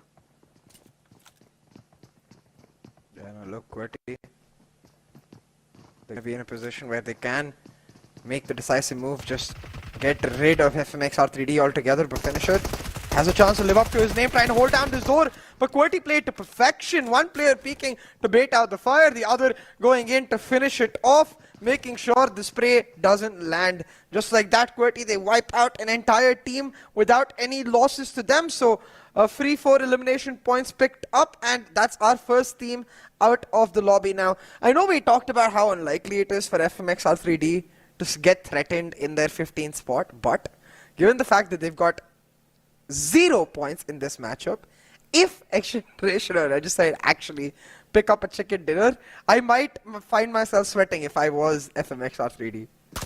Yeah, and right now, SALTxi8 finding the players of TUF. Now this is a battle between the 2 giants over here, and even trades have been taken, right? 1 for 1 as we can see, but no, it's even better for TUF. They've managed to get 2, and this is a perfect opportunity where they can capitalize and actually go for the push, and they are doing exactly the same as Reviews. He's gonna get that revive back onto its blade. The Molotov comes up. Review still holding on to his horses, eventually falls down, and so will Blade, not at the best of his HP, as TUF, one after the other, they are gonna completely annihilate the entirety of SALTxi8, putting a stop onto it. Their dominating run, getting them eliminated at the 15 spots here.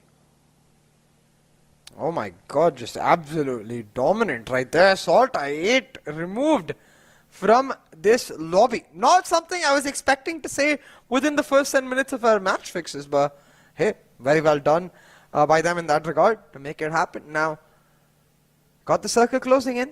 We'll get to see where it does shift immediately. The consensus from the team seems to be south. They've got themselves comfortably positioned towards the southern side of Painan in all of those small compounds in between Sami, Painan and Camp Charlie.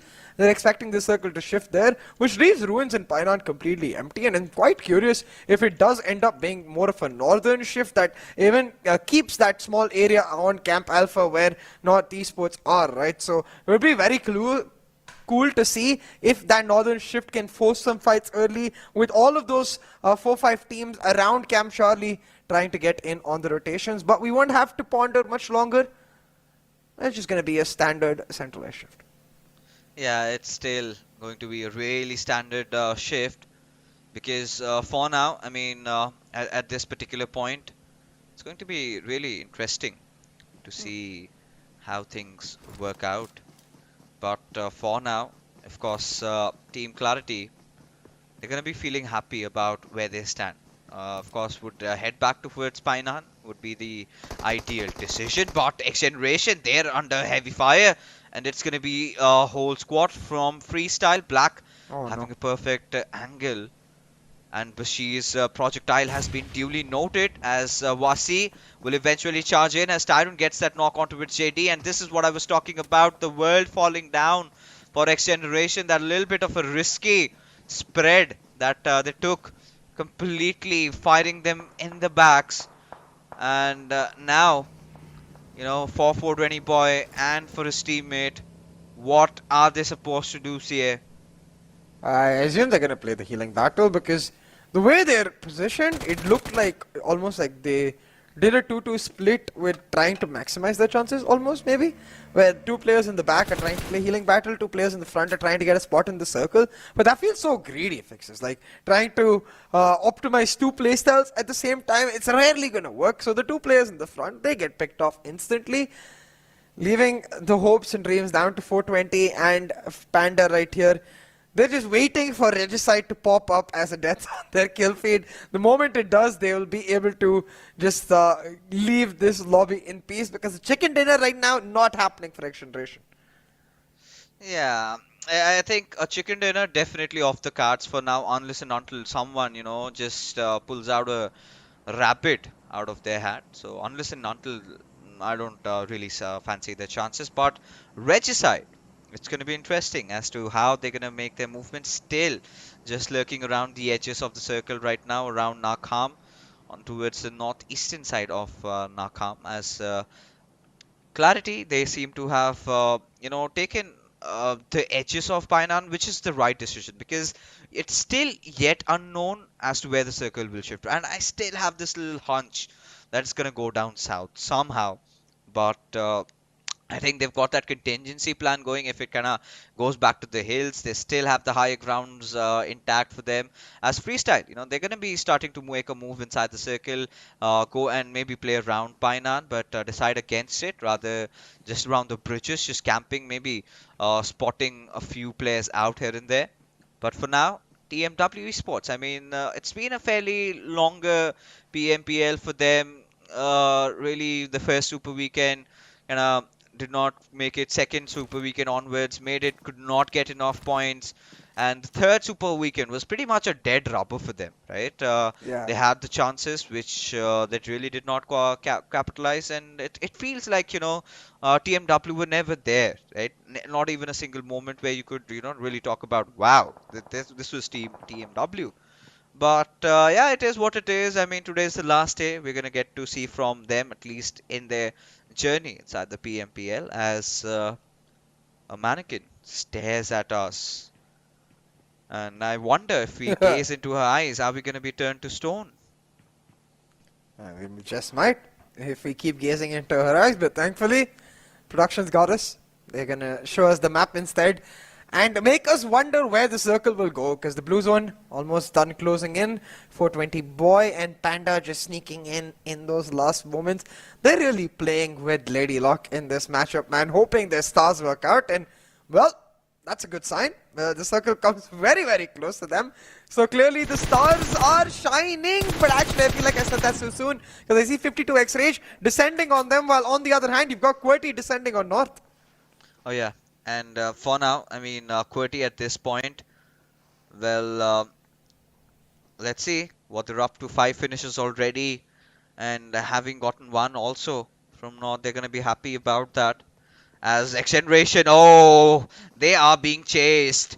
Daku, well, does have a slight idea. Someone, you know, just frolicking around him, and certainly cannot lose out on even a single player, at least not before, where he delivers all the meds. I really want to see how many meds are they carrying, though. So that's going to be interesting, because if they're carrying nothing, then all our theories are going to turn into nothing. But again, a surprise for us, a circle shift towards the eastern side this time, as JD manages to open things up with Magnus getting a knock on towards Adil.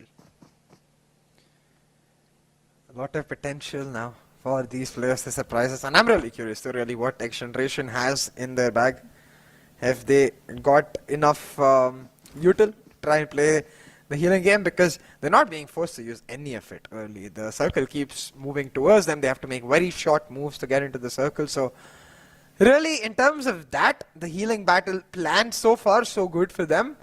You get to hold on to those utilities till those key moments. But with regards to this position for other teams, looking at TMW, they're just trying to make sure MetershotxSKY don't leave this area, and that's where, again, TMW have to play the safe, man, because we've seen them so many times around this third and fourth circle in positions where they're not decisive enough in what they want to do. They try to take the fight, they end up getting stalled out, and they're never able to win the fight or get the rotation. So it looks like this time they're actually going to focus on the rotations, which will give MetershotxSKY a moment of respite to try and get into the circle.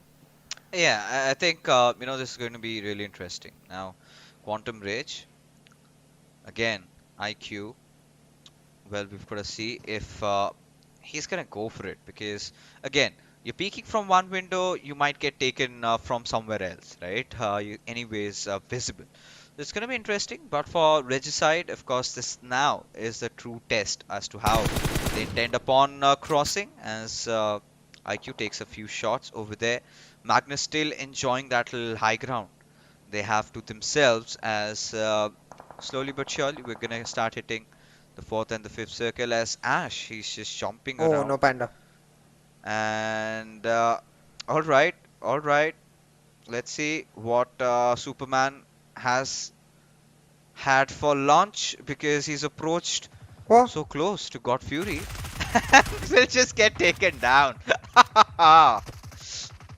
That's a yikes right there, but God Fury, he might get caught out just here, because you've got Sultana being sprayed down by TUF. Star thought they were the ones surprising MetershotxSKY. Instead, they get peppered from their backs. TUF be like psych as they take down Star completely, and now will switch their sights to MetershotxSKY and try to wrap up both of these teams, because the circle, it's gone down south. TUF, they need to get done with this quick if they're to make a move. MetershotxSKY helping them out in that regard. Team Star have been eliminated, fixes, but now TUF have a decision to make. Do they focus on MetershotxSKY or rotations? And the answer is clear. It is the former. Mary's been knocked. Yeah, Mary gets taken down, as SALTxi8. Well, of course, the last solo player surviving over there. We've got to see what can he pull off from around here. And TUF, let's see. Oh well, Fatiha getting finished off by QWERTY right there. TMW in an impossible spot, because even if they win that fight against QWERTY, the team that they'd left to come through on the rotations, MetershotxSKY will come finish them off. So the if itself will not stand, though, as QWERTY make quick work of TMW. TUF are finishing off MetershotxSKY. We're getting a clear indication of which squads we're going to get to see battle out for this chicken dinner. And look at these fixes. While XGeneration, they've only got one player left. Regicide, they've got a huge compound within the circle.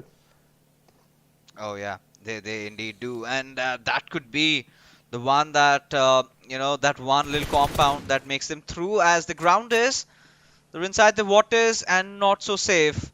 But this could be the perfect opportunity that the Regicide were looking out for.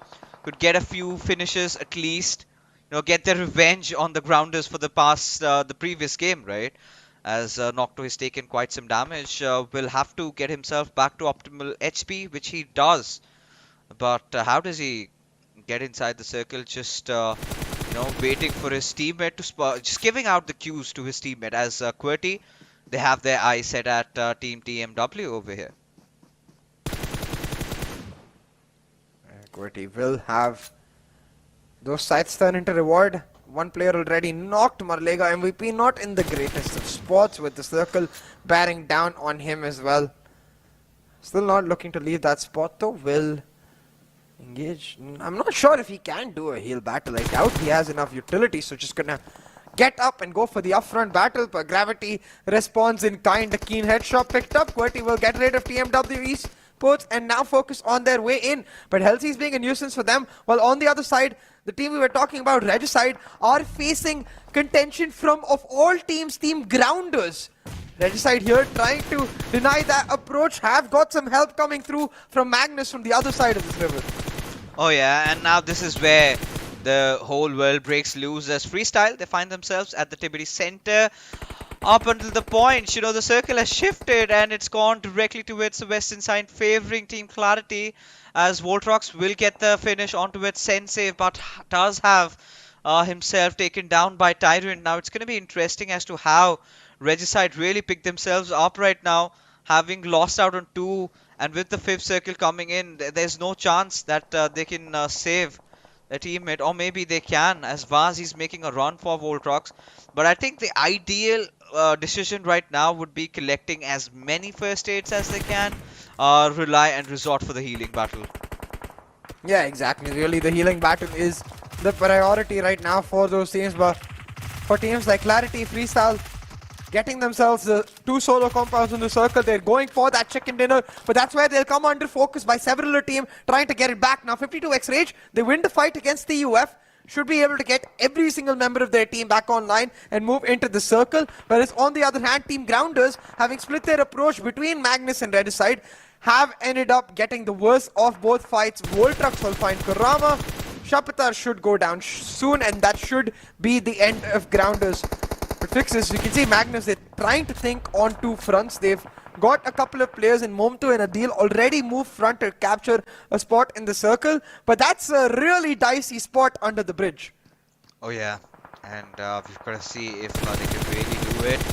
But for now, Respect has been taken down. 420 Boy gets finished off as Amer.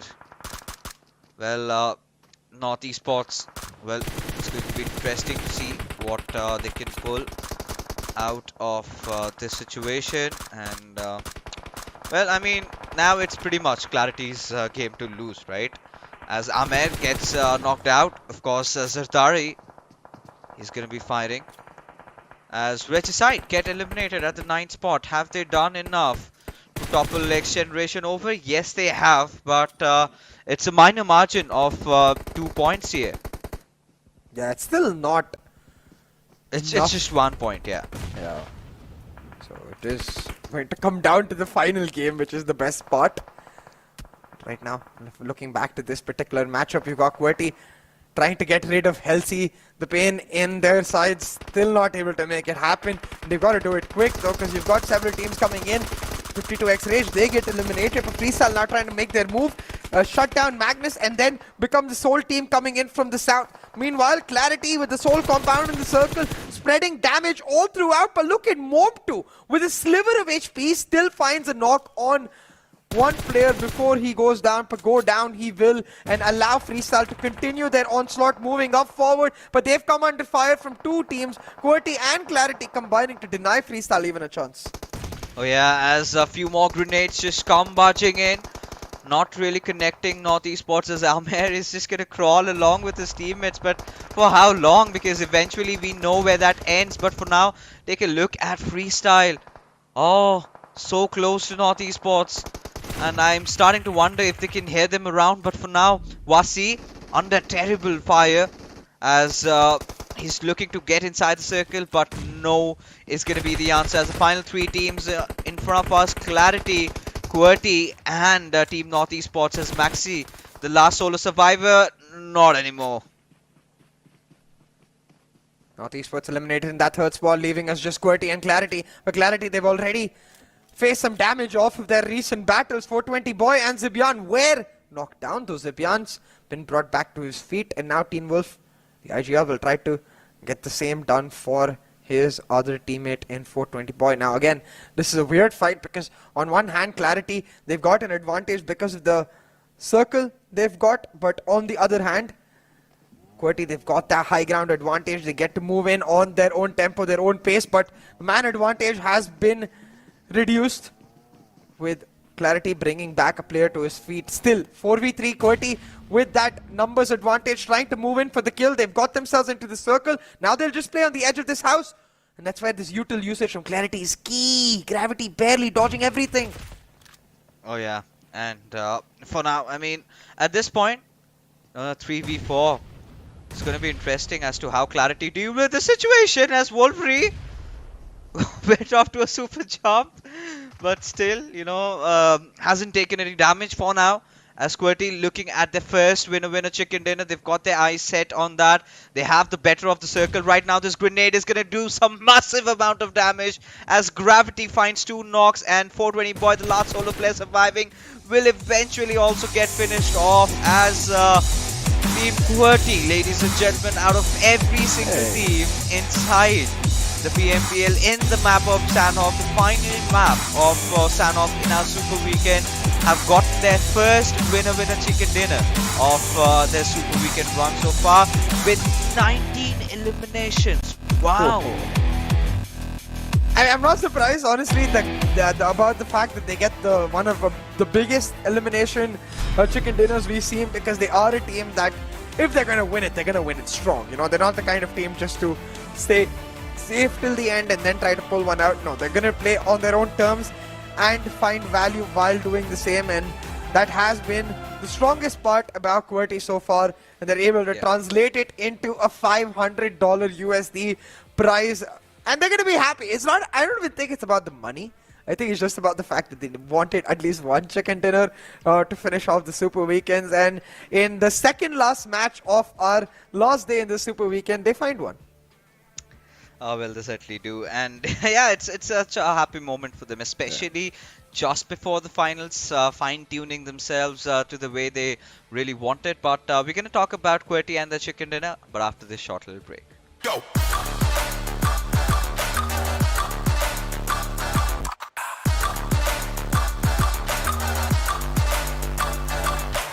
It's your chance to reach the biggest. Let the action begin.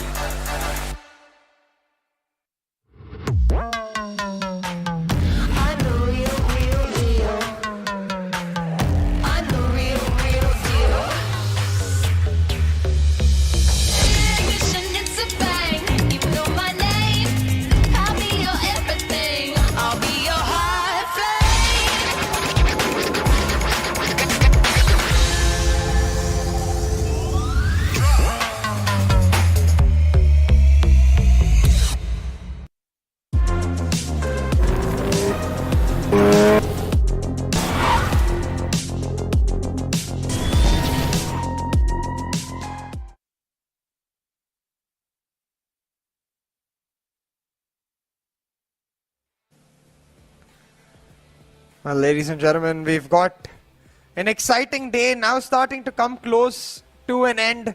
4 matches done of this final day of the Super Weekend, and we've got one more to go. 1 point separating 2 teams battling for 1 slot in the top 16. That 16th slot is between XGeneration and Regicide right now. I believe after this game, Regicide have taken it back, but by just 1 point. They've just got to make sure they continue their form that has been today. Well, it's not like some blistering over the top, oh my god, Regicide is going nuts form, but it's enough to get them ahead of XGeneration. Well, hopefully should be, because again, the final Erangel to sort of, you know, decide the fates of these two really young teams, right? Regicide just recently formed with picking up basically an all-star crew is what they intended, and clearly did not work out.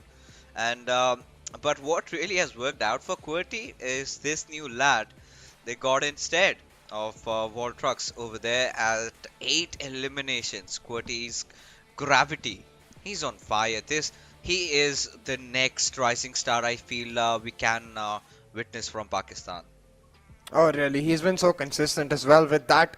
Every single time from QWERTY, he's the one pulling off those nutty plays. He's the one really standing up when his team needs him the most, and we'll have to see if he can continue to do that with the rest of this week going into the grand finals. But for QWERTY to even pick up a chicken dinner, for Gravity to finish top of that player chart, he will be extremely happy. And look at that, top 3 from QWERTY making it in 8, 4 and 6 eliminations each.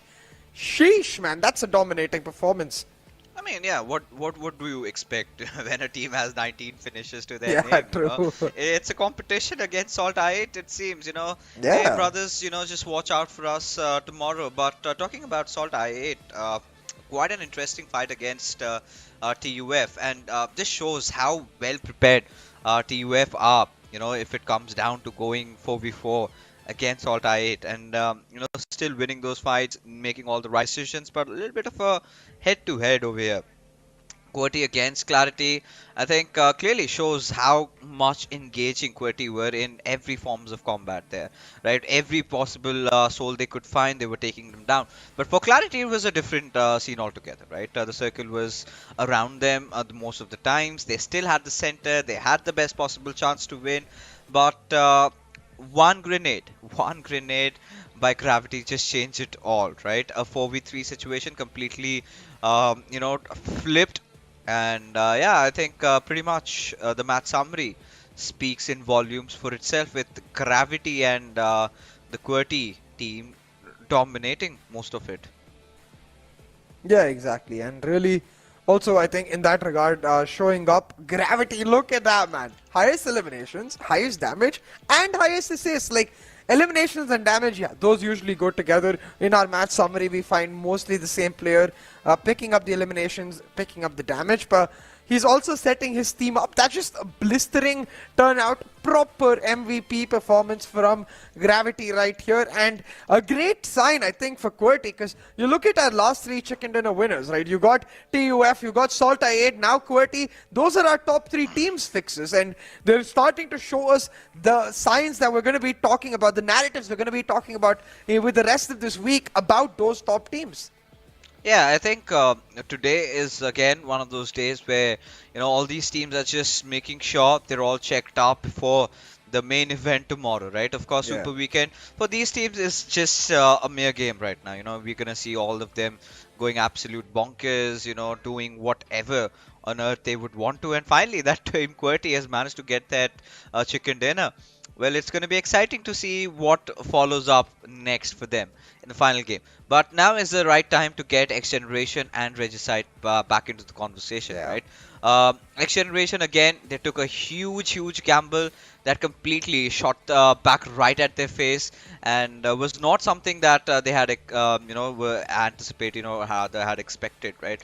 Even better than that, all they could have done is just stick together, man, and could have survived for longer. But for Regicide, I think the lady luck did not really favor them, because every single time, again, had it been me also in Regicide's shoes, I would have also taken the certain side, considering how the circle had been.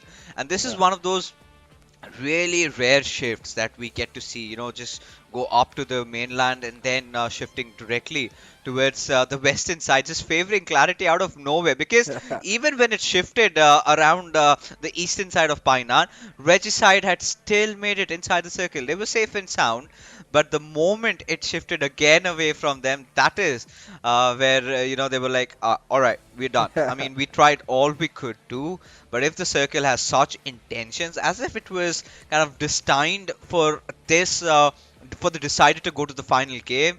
So I mean, yeah, we've got to again accept how the circle was really. But a look at the Oppo moments over here, as you can see, right? Gravity opening it up against FMxR3D again, and I completely agree with you, CA, because the little bit of a cushion helped FMxR3D, because their performance in this week hasn't been amazing either. Yeah, exactly, which is why we'll be thanking the stars that we didn't see that insane performance from XGeneration and Regicide, because the way they have been performing, they should have been under the radar, but just the Super Weekend won they got a couple of top 2 finishes, a chicken dinner in there as well, I believe, and that really did help them out build that cushion early, and it tells you the strength of even one chicken dinner going forward, right? So I think for these teams now, we'll have to see how they're able to compensate, because it does seem the case that every single one of them are in somewhat of an impossible spot where there's just no way to go about what they want to do. And I'm talking about the teams at the end. But talking about impossible spot, TMW, you can see they found themselves one here in the circle and as well as in this overall league, as like you said, Fixes, they just haven't been able to find their move. Yeah, I mean, they've sort of have not been able to find the mojo. Yeah, of course, even for FS we were hoping for bigger things right now. I think it was just the first game of Erangel where they kind of were looking really deadly, but look at this grenade from Gravity. So well timed and so precise. He knew that, they could not be anywhere else. But eventually, he managed to knock down his own teammate. But still, look at Wolverine. He's really not happy about the fact that Gravity got so many finishes, and this is absolutely ludicrous, right? 29-63, just but I think 37 points out of that 3000 bomb, but it's all right. Had they gotten one more, it would have been a 20 bomb. But regardless, I think I'm just happy about the fact that QWERTY now have gotten their hands on $500 at least. Yeah, simple enough right here for Team QWERTY. I think really they will just be proud of the fact that they've got the chicken dinner, because they will need those chicken dinners in the grand finals. We've been talking about how good they are to even make it to that top fight without a single chicken dinner. And yes, it is extremely admirable feat. But having said that, not having a chicken dinner is not exactly something you're going to be happy about going into the grand finals, because it's going to bite at you. It's going to nag at you. It's going to make you think, well, why couldn't we win even one? And now they don't have to wonder anymore.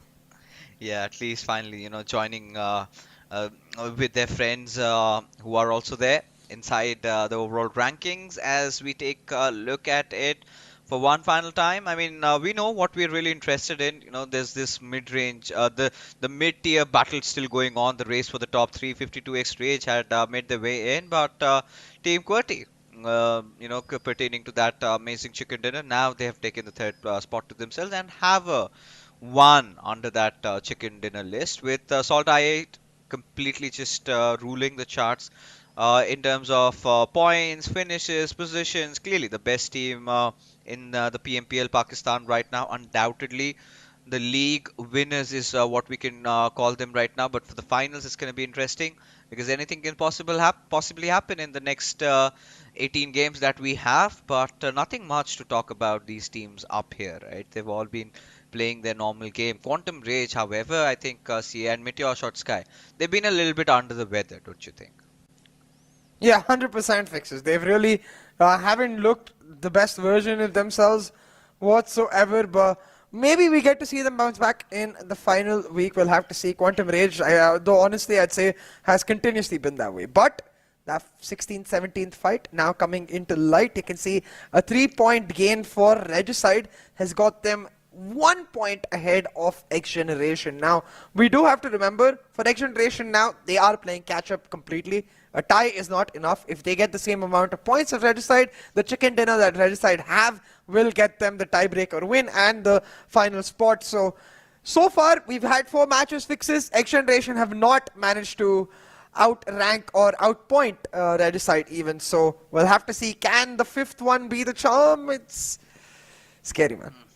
It is indeed. And, again, there's no chance on earth that the Grounders don't make it, or FMxR3D. It's someone between Regicide and XGeneration, right? The one who has the best game, and I'm pretty sure a lot of teams are aware. Now, this is where, if you've got any personal vendetta, some sort of a vindication, this is the right time, to settle the scores. And hey, as long as it's fair, we like it. We like to see that little bit of an added masala into the whole mix, because such a nice thing for this community to wake up tomorrow. You landed at them. You are the ones who targeted them. I do not know how to forgive you. But yeah, I think that's something that we all would love to see and enjoy. But right now, for XGeneration and Regicide, should not be the case. They have their hands shivering. They're one of the most important tournaments of their lives over here, and they're kind of struggling. Now, XGeneration is, of course, an old name. We have seen them. They made it as far as the PMPL, the biggest achievement. But from here onwards, the question arises how far they can go. And it's not a lot of points here, just 1. Yeah, just 1. exactly.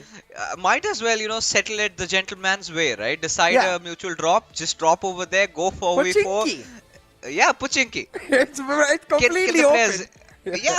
Can the players hear us out? Can the production help us in imparting this message? Now, that would be so fair, right? Drop out at Puchinki, ask Magnus to stay away and do not meddle in. and fight it out, man to man in the center of the hearts of Erangel. And what an iconic, what a storyline it would be, for two Oh. teams just dropping off and fighting it out. Yeah, I mean, I would love to see that. It would be amazing, honestly, to witness it. It would be, honestly, a little anticlimactic considering the way we've seen the entire matchup go. But it would be the nice kind of anticlimactic. You're like, oh, okay, I'm actually genuinely pleasantly surprised for once. And I would love to see it happen. I think, like you said, the only way other teams will also be allowed to intervene is they can come with their cars and sit in the surroundings and witness it, But till one team is not done and dusted, nobody can intervene. But I feel like at this point, we're just talking about dreams. It's quite unlikely that we actually see these teams doing that. We're honestly probably going to end up seeing much more of the heel battle oriented strategy come out from both of the teams. They're sure to be in a panicky state, and I'm just worried they lose their natural gameplay in that panicky state, because it has looked like that for XGeneration so far. Yeah, and same with Regicide also. Can't really rule them out, because honestly, it's not just them. Regicide haven't also been playing in their natural habitat either. So clearly, again, the final game, Erangel, the one to decide who are the top 16 teams going to qualify. Is it going to be XGeneration? Is it going to be Regicide? Because, well, for TMW, I mean, at this point, TMW pretty much know, right? There's nothing in for them. Even if they win this game, still does not change how the results really pan out. So, yeah, I mean, it would be really interesting as we take a look at the map chance for one last time.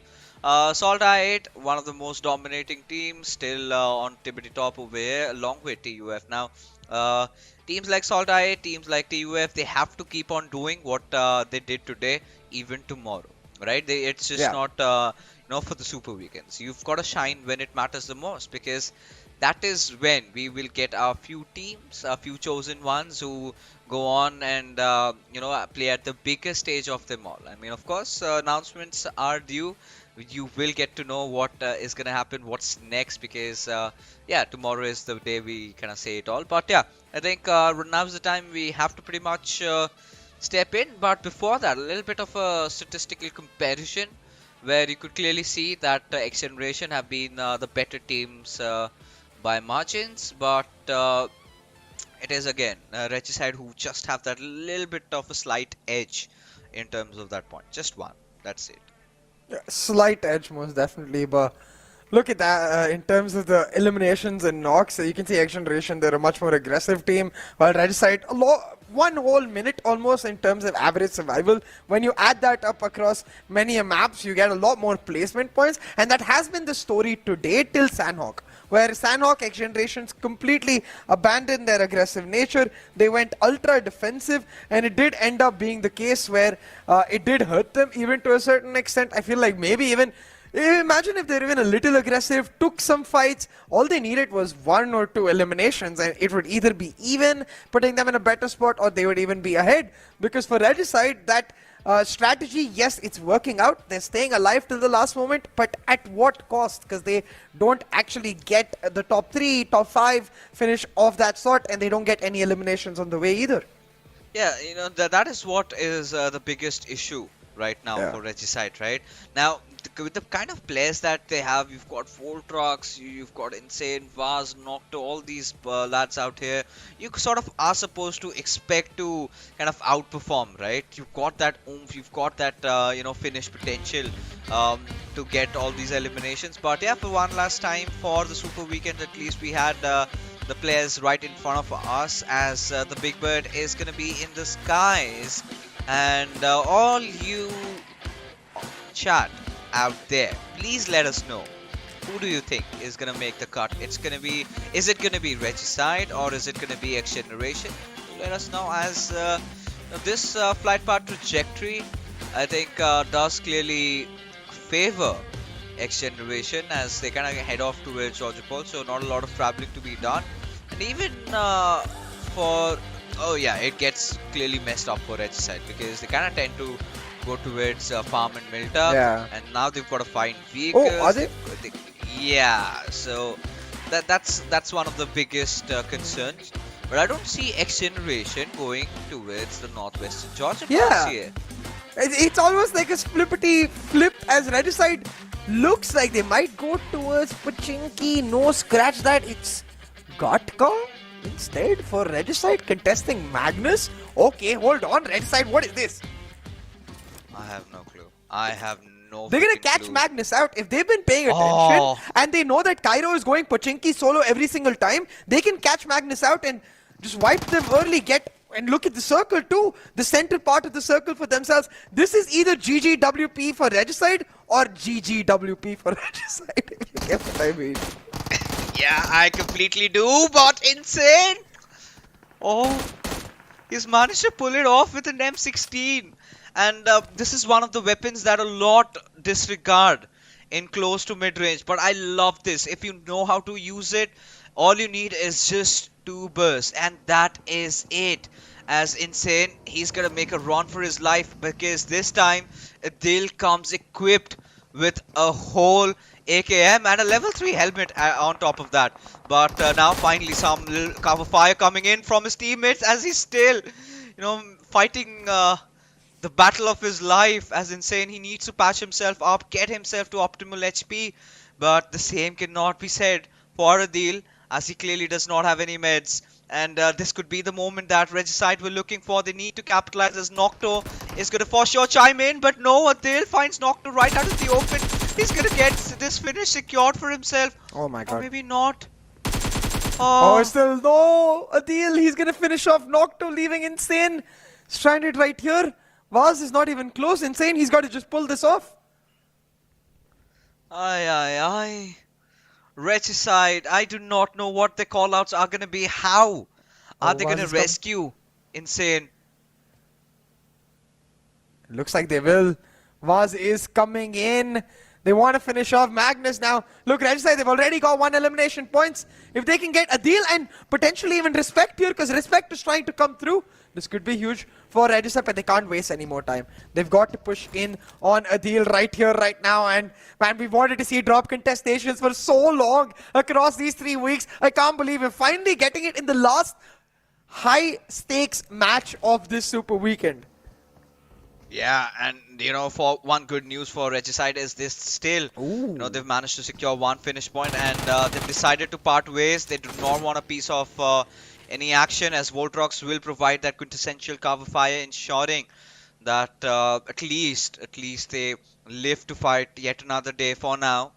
As Regicide, it's going to be such a huge blow to how they really want to approach this game, right? Because they've wasted so much time, which they could have used for maybe getting to their drop spot and looting. So now going towards Farmer Milta is really out of question, really out of picture, because you already have teams like MetershotxSKY and SALTxi8 around that area, and I think they have no intentions of leaving it unlooted, right? So I think we're gonna see them looting that. So Regicide will have to find their own loot, have taken over Magnus, and Magnus in a little bit of a dicey situation, but really what Nocto did over there, I really feel was quite unnecessary.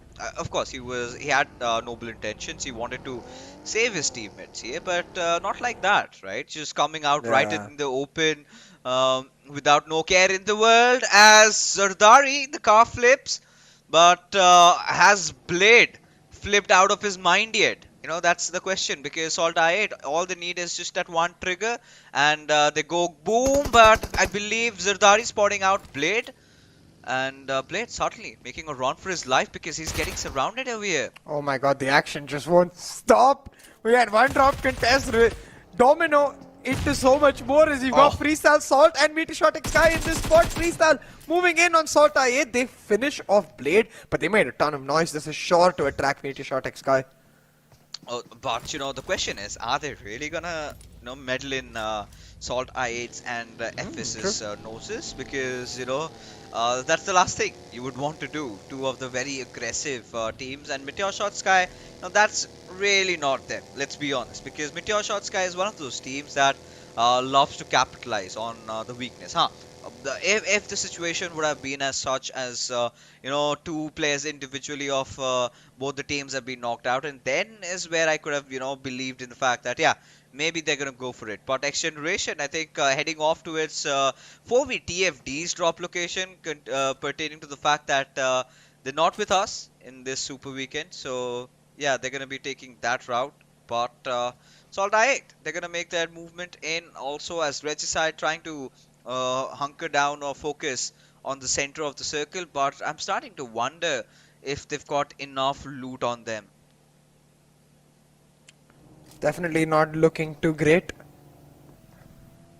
But right now, you can see XGeneration on the other hand went to Milta power completely. Eastern edge. Late rotation seems to be the plan. I hope they're not going to go for another healing battle. Doesn't look like they are, to be fair.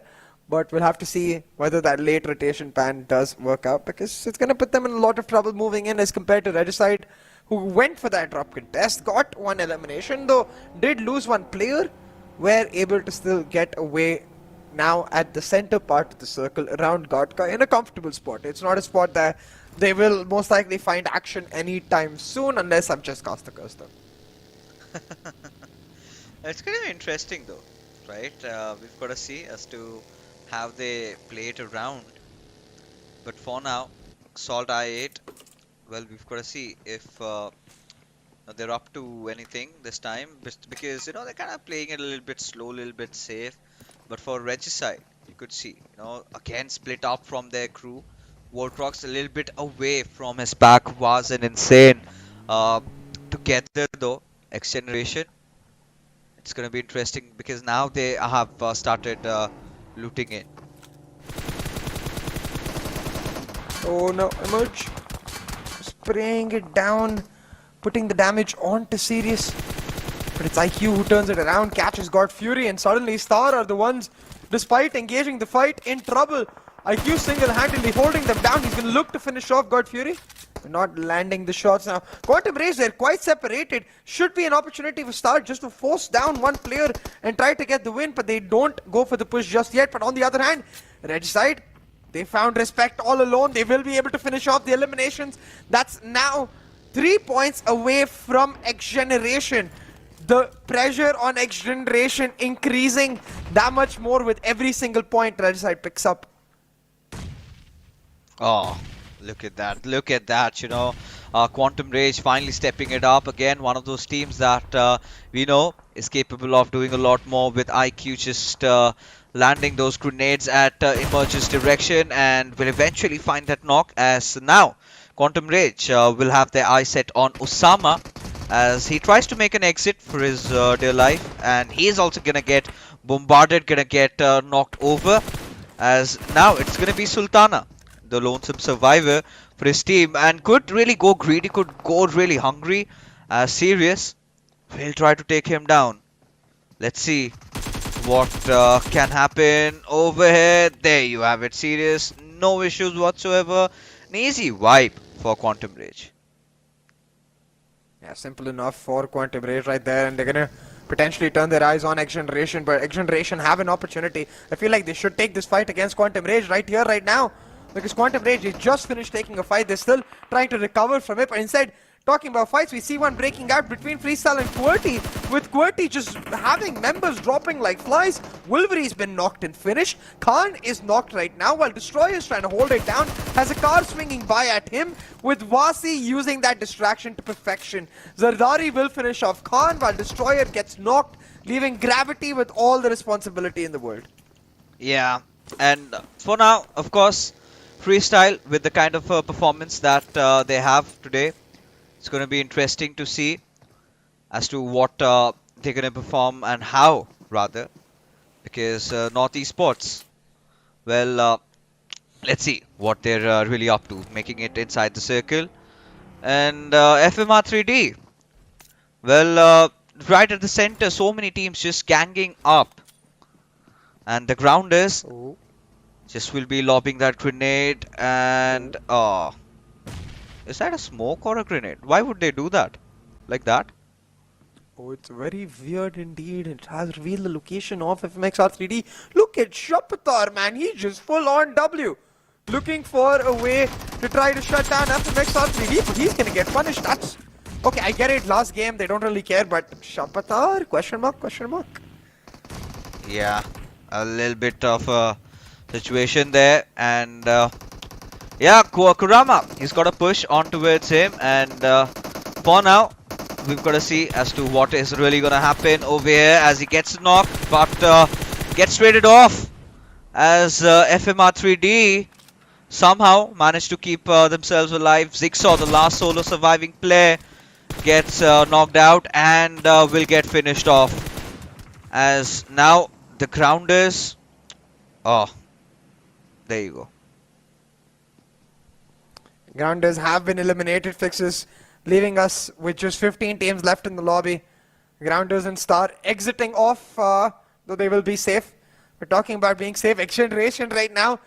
I'm looking at the map, Fixes, and they're coming in from the north, and they've got TMW right below them. Now, no shade towards TMW, but if Lady Luck were ever to throw some free elimination points XGeneration's way, this is their best shot at it.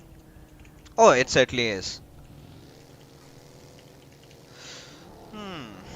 Alright, XGeneration. They somehow have made it inside the circle. But for now, Freestyle should not really be concerned about them, because XGeneration, they're rotating from the Tibidi top. And now, let's see what can they pull off. But we do have a little bit of a kerfuffle with Quantum Rage going up against Zardari. And Freestyle, I mean, this is a point where they can really focus on their, finishes. At the very least. Let's see what happens. We'll have to see indeed. As teams are now starting to really push through with the circle shifting in the southeastern direction. You got SALTxi8 just now coming in from the Sosnovka Island. Will comfortably take spot in the southern side, where you got Freestyle, Quantum Rage, all of these teams coming in from the northeastern into the hands of MetershotxSKY potentially. But XGeneration, they actually didn't engage with TMW at all. They instead opt to go full on the rotation. Might get caught out by TUF. Now none of this, it's gonna unfold. Not just yet. All of this is going to come into play once these teams get into the circle and once that blue zone starts moving in, because the way it seems to be going, the way Regicide are still around that Ghatka area, they're going to be under a lot of pressure with several teams trying to take them down just for their position. Yeah, I think at this point, particularly, the way Freestyle have been playing, it's going to be exciting to see what really happens. Now again, just continuing the press on Sirius, trying to get the knock, but no. Again, Tyrant in black, the two solo survivors. Again, Sirius, JD, Sparky and IQ, 4 of the players split out. Let's see what they're capable of. As Freestyle, they're sort of trying to get inside the circle over here. But yeah, I mean, nothing much happening around as Voltrox has got people around but has no intention of fights. But yeah, if you take a look at what utilities he really has, is just 2 first aids, and I do not know how many ammunitions does he really possess at this particular moment. But clarity, they got really close to Regicide, but Voltrox getting his DP on. But still, just steering away from fight as much as possible. Having all these 3 players reunite at that one particular direction is something that they could really use right now.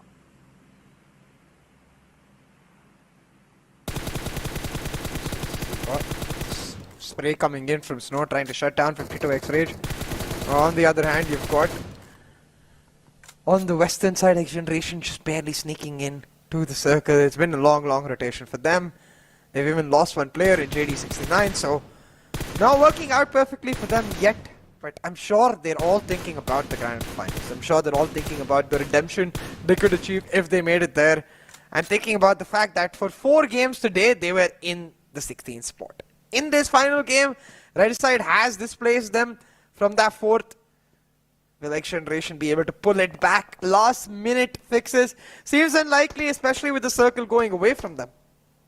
Oh yeah, I mean it's gonna be really interesting because this little circle over here, you know, again for Regicide, they're kind of on the edges, but XGeneration, they've got to get themselves inside the zone, and there's a high possible chance that I think they might meet each other and settle the scores, right? With XGeneration right at their backlines.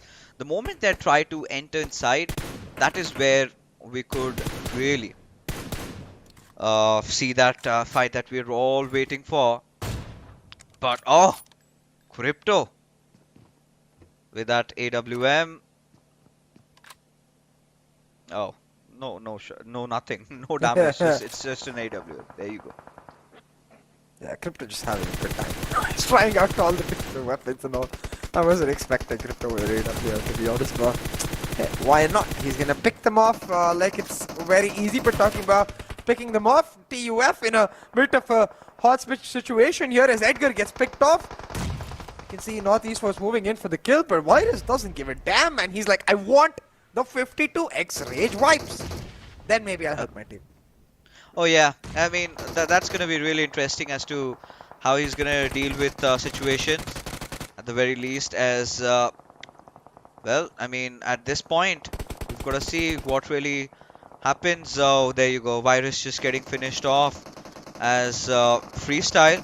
I mean Wasi, Tyrant Black, they're all alive.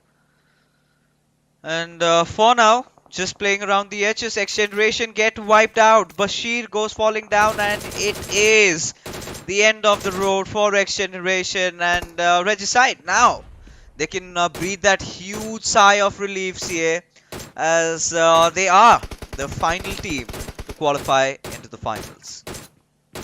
Yeah, XGeneration is out, and we've got the result, ladies and gentlemen. Regicide will be making it into the grand finals, and boy, has it been a close fight. So I'd like to give props to both of the teams, but hold on, the match is not done just yet, so we'll have to see who grabs the final 500 USD prize, who grabs that final winner chicken dinner from this last match in the day 3 of Super Weekend 3. TMW definitely don't have a chance of qualifying, but hey, maybe they can end it off on a strong note and get the 500 USD. But in front of them, they've got a Titan in QWERTY standing. If they find this fight, maybe I'll believe in a chicken dinner. Oh, I think maybe I will. Maybe it is there coming in. TMW, of course, we would love to see them at least, you know, get those extra $500 before they call it quits. Of course, there's going to be another time, but now going up against one of the most ruthless teams in the lobby. You're going up against TMW, against Team QWERTY over there, as Harry eventually gets a knock onto its draw-in. With Zibian following up suit, would want to get closer to where he is right now. Get that rest back up. As Harry, he's going to cook that grenade and will be bouncing it at his direction. Does not connect here. Oh, eventually does. So close though right now as Zibian holding on to a ridge, trying to escape.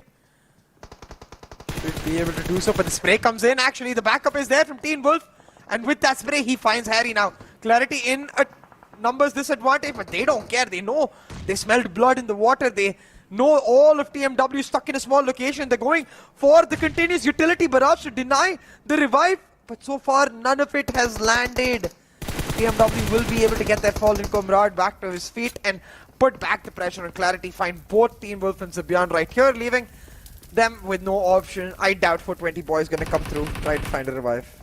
Oh yeah, even I have my similar concerns with 420 boy, but for now, again, we've got to see as to how long can he really keep himself alive, because Freestyle surely have done a good job at that. Have lost out on Blade is the squad of SALTxi8, who now have their eyes set on Freestyle. We've got to see if they can finally, you know, just build up the coffin for them. But Regicide, now finally we're gonna see some freedom from their side. Few knocks coming out there, 4 finishes already, and Regicide, you know, all the players happy and quite a sigh of relief. But yeah, I think the job is just not done over here. They've got to sleep the night and come back tomorrow and ensure that they have a promising performance. As Uzum, one after the other, he's just gonna wipe out the players of Freestyle, as even Crypto from the black lines with his AWM helping him out. Spoke too soon. Oh, yeah, exactly. I thought it might work out too, but nope. Instead, you got Wisdom trying to hold on in this sort of a 1v2 fight. Pravasi is knocked, so a bit more of a 1v1. Crypto, he's in the background. Wisdom is able to pull this off, which he is. Will get freestyle wipe, should be able to heal himself and revive Crypto, because Crypto is within the circle and they aren't really facing the pressure, because every other team in the circle is focused towards the northern side, where teams now trying to move in to the circle. You've got 52x Rage shutting down one team, while MetershotxSKY turned down the pressure on 52x Rage. Look at Red side though, still managing to sneak in towards the northern half. Someone tell them that they've qualified for the top 16, they can free themselves up, be a little more aggressive. Oh, they certainly can. And for now, we've got to see as how far can these players go, right? FMR3D, let's see if the boys can do anything around here. As Faster gets eliminated to the circle, the third with just 3 finishes, 52x Rage have bowed out, but MetershotxSKY, they're still alive. They're just playing with 3 players, and I realized that just now with Voltrox finally stepping up, getting a knock over there. But can he get the finish? That's a big question. But more importantly, I mean, this is what you would expect out of a in-form Regicide, right? We know what they're capable of. It was just the pressure that they were feeling. Now, since it has been kind of eased off a little on their shoulders, now they're starting to show their true colors. But this chicken dinner completely looks to be favoring the players of MetershotxSKY, right? Just being the only team inside the zone, but susceptible to attack from the western front. Even the southern front for that matter, with SALTxi8 moving in now. I know it's just a 2-man squad. Any other team, I wouldn't really consider that 2-man squad scary, but it's SALTxi8, man. And Crypto is alive. So that 2-man squad can be quite deadly, but still all of our focus on the northern side as MetershotxSKY try to deny Magnus the entrance, but Erangel pops out of nowhere for Halsey. Not only does he take him down, but he finds 2 and eliminates MetershotxSKY. Adil again coming up as a clutch player, because if you go back to their first chicken dinner, he was the one who found the initial knock against TUF in that last fight to get them that chicken dinner. So Adil really turning up today. Oh yeah, he indeed has. And right now, I mean, we've got to see if Adil, how long can he really survive? How long can he keep himself in pieces? As MetershotxSKY, Zameen, Snow, Amer, and Maxi, with the 4 players just scattered around different directions. Now, it is, of course, their game to lose, but they've got to pick up their fights really carefully, as Amer has done, and so has Snow, ensuring that 1 elimination out of Regicide. Crypto, however, is going to take a dig at Voltrox. Maybe he has spotted him out. Or maybe not. Losing track of where Voltrox is. Will still fire. But it's going to be Uzum who finds that last bullet, ensuring that knock, as Regicide now reduced to just a 1-man squad. Oh, 420 boy stealing it all along. 420 boy now suddenly coming into the picture. He's got this tiny hole he's peeking out of. This is picture perfect, man, but it's only perfect till MetershotxSKY let him live in their attic. 420 boy, he says, not for much longer, tries to shut down MetershotxSKY, just gets insta slapped in his face with a headshot coming in through from Snow. Now we've got North and SALTxi8 as our final 2 teams. North with a clear man advantage for SALTxi8 with the circle in their favor and Crypto in their pocket, trying to push through the damage. They've got the haystacks for themselves to create the covers, forcing MetershotxSKY to come out from their compounds into the open. I think it's a simple decision here for MetershotxSKY. They know there's 6 members alive, 4 of them are them. Just go for the slam in, force the trades. Oh yeah, I think that's the ideal solution. That's what they're supposed to do. At this point, you know, Snow, ideally you would want him to just run his buggy around, maybe find one, bait someone out of SALTxi8 and get the job done, right?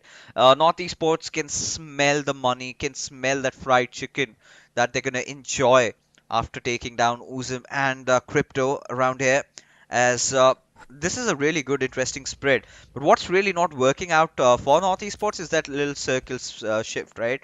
It's favoring SALTxi8. So if the players of SALTxi8 are pretty precise on their picks, if they can get at least a knock or a two, I think the scales might just tip on the other side. Exactly that, but Crypto under a lot of pressure from multiple angles still though. Uzum comes through for the backup forces. One player off of Crypto, allowing him to get up and take the fight onto Snow. Crypto will find the first knock, and these two SALTxi8 players, they're combining to be oh so deadly. Crypto able to secure the finish, now reducing the man advantage to just one player, and honestly it feels like none because the means down quite low. SALTxi8, they're inching ever so further and they're challenging North Esports to these fights. In the final match of this Super Weekend, SALTxi8, they want to stamp a statement that they are the kings, and come grand finals they will look to remain the same. If they get the chicken dinner here, there's no denying that statement. Oh yeah, I think it's going to be really interesting to see if they can come out on top, and they are looking very close on getting it. Again, if they win it, yeah, we'll be really happy. But at this point, a part of us would love to see a different winner. Yeah.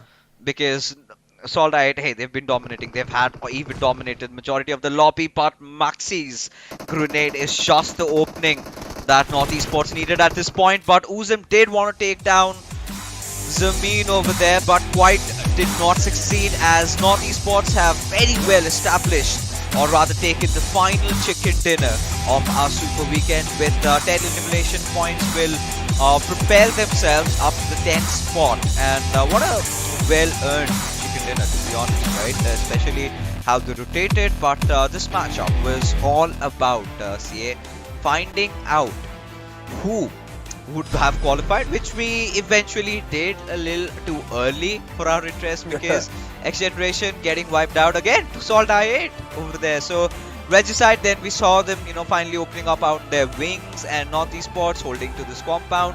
Their zone prediction absolutely paying off, and getting the chicken dinner along with the $500.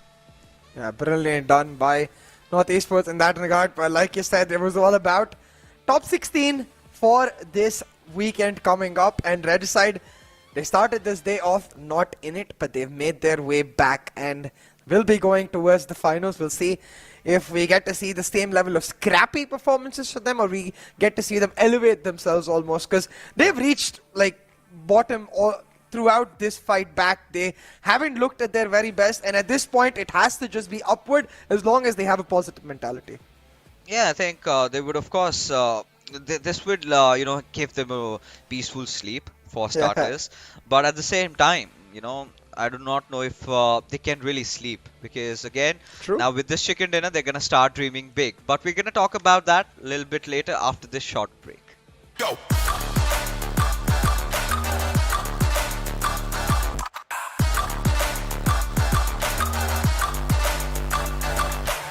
It's your chance to reach the biggest. Let the action begin.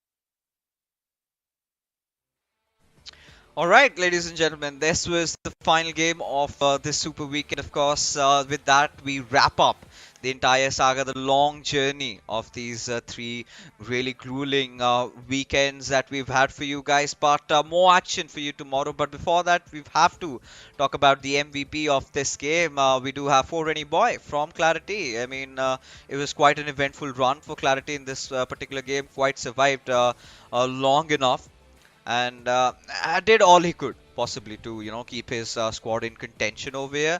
But yeah, I think has been a very consistent player with the way he's been performing. Nothing more we can really say that he needs to improve or work upon. It's more about Team Clarity picking pieces up as a team together, which if they do, they're gonna stay in top 3. Otherwise, chances are a little slim. Yeah, it's looking a little difficult for Clarity, most definitely, because while we've seen huge levels of form in league stage, that level of form hasn't come through in any Super Weekend yet. It has shown in 1 or 2 games, but not in the entire Super Weekend. So I think that's what they're going to look to correct.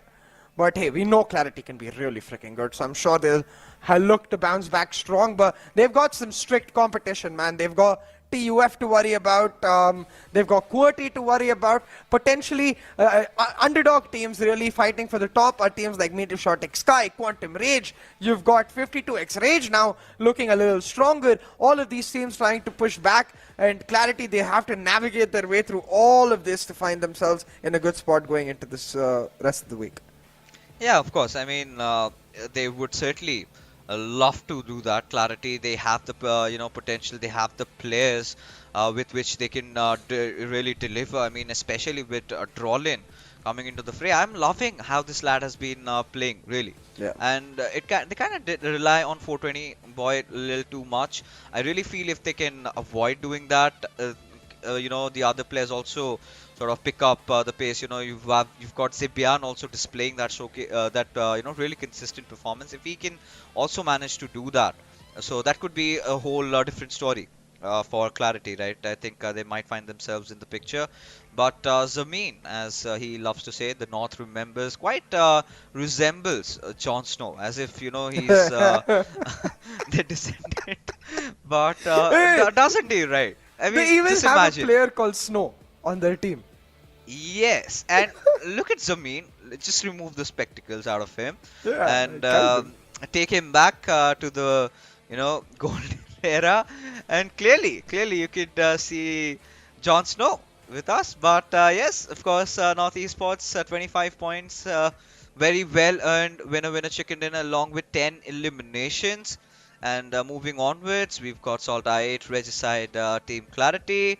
As the big story, the big news is of course that Team Regicide have found themselves in with 15 points in this final game. I think this is the kind of performance that they need to pull off every single game here onwards, because from tomorrow we're going to start off with a clean slate, right? It's going to be back to square zero. Even SALTxi8 will have to start off from the bare minimum. There's no extra advantage for them. So yeah, tomorrow is going to be completely a whole different storyline, for which I'm really excited about.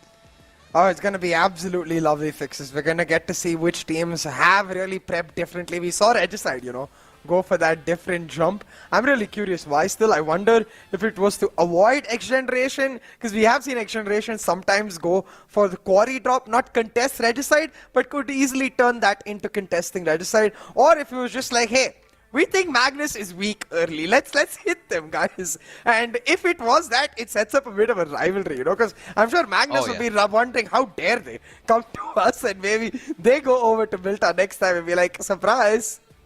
And even adding on to that, right? Tomorrow we've got so much coming up, right? We do finally get our top 16 teams. I think we're gonna have a few of our teams also coming back this time around, right? Because we sort of missed out on a couple, and I think it was, if I'm not wrong, 4v So we get to see a lot out of Ash. We also get to see the players of H2E. So Pochinki is not going to be filled up anymore. But taking a look at North Esports rotation inside the circle, pretty standard one, nothing out of ordinary. They were holding on to the edges for the whole while, and this little shift, where their hunch just worked, could be the center, really became the center, and all they had to do is hold on to their dear lives, in which they did, and ended up winning the chicken dinner. Yeah, and really did feel like, in this case, for the side of North Esports, again, quite a simple rotation, really, and something we're getting to see a lot more as we've witnessed the evolution of many teams across these 3 weeks. We've seen them grow, evolve, and become a much better team, and I like to applaud specifically North in that regard. A team that missed Super Weekend 1. Honestly, when you look back to all of the teams that missed the Super Weekends, I feel like North is the best prospect of them all coming into the finals week, because they actually look like they can challenge the teams in the top if they're able to find consistency. Yeah, I think they certainly can, right? North Esports is again one of those teams that had always got it within them. If you talk about North Esports earlier on, right, in the first week, they kind of missed out. It was such a huge blow to them, and you've got to understand the fact that there is such a new team. As we take a look at the Oppo moments, of course, we're gonna keep on talking about North Esports. Another thing that in the second Super Weekend, they did manage to qualify CA. But we noticed something different. They were way too aggressive, man. They did not care about chickens. All they were focusing on was getting as many eliminations as possible. So yeah, that was there. But again, if you can talk about this week's performance, I think you would notice, they have been focusing a lot on getting good position points and not a lot of finishes, right? So two different varying contrasts we get to see from their side this time around. So clearly, again, a team that we would love to achieve glory tomorrow. But yeah, anything could possibly happen. 100%. And that anything is what we're all going to want to see. But when you look at this final match that we had of Erangel in the Super Weekend, and you look at how teams really fared, I'm expecting SALTxi8 again to be on top of there, because they were continuously taking their fights. And again, our expectation that North Esports will be very, very close. But in that regard, Fixes, I'm just curious to see when teams start going to Sosnovka, because if you are to contest SALTxi8 early, you got to do it on day 1. I don't think it's a risk worth taking on day 2 or 3 when they've probably already built their lead. If you want to anger the beast, do it nice and early, while you might force them into making a few mistakes because of it. Yeah, I mean, right now, SALTxi8 is again one of those teams that, again, so many teams would be looking out for, right, during the finals. And how do you tackle them? Just set up a good bridge camp, right? Yeah. Be vindictive enough that you do not care about winning, rather just take down SALTxi8. I think that's the only way you could create problems for them. But yeah, I think, again, SALTxi8 is another of those teams that really comes out with solutions. It's not the first time they have faced these dire circumstances, if it happens at all. But a lot of teams have also realized that there's no benefit in them really going and engaging against SALTxi8, because even if they fall, they cannot take at least 2 or 3 with you, right? So there's no point in fighting with them early on. So again, teams will have to find their own ways of how to deal with SALTxi8, or it is going to be their domination going all along. But this damage graph shows really good signs of promises. QWERTY, SALTxi8, Regicide, North Esports, all these teams really picking up the pace. Freestyle. Again, Freestyle has been one of those teams that gets so much damage done. They find themselves amid so many fights, but in terms of positions, is somewhere they kind of miss out here. Yeah, and talking about missing out, right, XGeneration, it was going to be the game of a lifetime for them if they pulled it off, but bottom 4, 0 damage done, 0 eliminations. It feels like they didn't even get to play the game of their life, and it's going to be one they remember. Still, I'd give them props for even making it to the PMPL so far. Well done by them in that regard, but it is going to hurt that they weren't able to do something, anything really, in that final match, that they did honestly end up succumbing to that pressure. It felt like XGeneration, we know them to be an aggressive team. They like taking those initial fights, but we saw them go for a heal battle, which didn't work out in match 4. Then a late rotation in match 5, just not their style whatsoever, and falling prey to that pressure and giving in to the panicky tendencies. Yeah, I mean, these teams kind of tend to have those nervy hands a Yeah. little, right? And tomorrow again, you've got to understand that it's a fresh new start. Yeah. You've got to hit it right at the bank. It cannot just be the way it we started with the first Super Weekend, right? You cannot just talk about going aggressive. You've got to play a little bit safe. Oh. You've got to play a little bit slow. You've got to play to the circle. As we take a look at the overall rankings, yes, ladies and gentlemen, SALTxi8, of course, the league winners, we can call them for now, 559 points, way ahead of the competition. To be honest, this kind of a lead, it's a direct message to all the teams. Clearly shows how they are a league apart from the competition. Could have ensured a slot reserve for them for the next round altogether. Right? Spare Yeah. them just playing in the PMPL, but yeah, that's the way it has to be. But TUF, I think I've loved this team. I really want to look out for more of SALTxi8 and TUF battling it out against each other. Really hoping to look forward to QWERTY getting a few chicken dinner finishes of their own as well. Yeah, because honestly, it's just those chicken dinners separating them and the number 2 spot, and potentially a challenge on SALTxi8 as well. But you look at that page 2, you see the heartbreak for XGeneration as Regicide have well and away gotten away, will secure that 16th spot, and heartbreak for TMW as well. We're not able to get anywhere close to that 16th spot, even contest. So those two teams will be exiting. Now fixes will be having XGeneration, Quraysh, TMW and 3x no longer contending in the PMPL, going into the finals. And for them, it's just going to be about learning as much as they can from this journey and coming back next time around.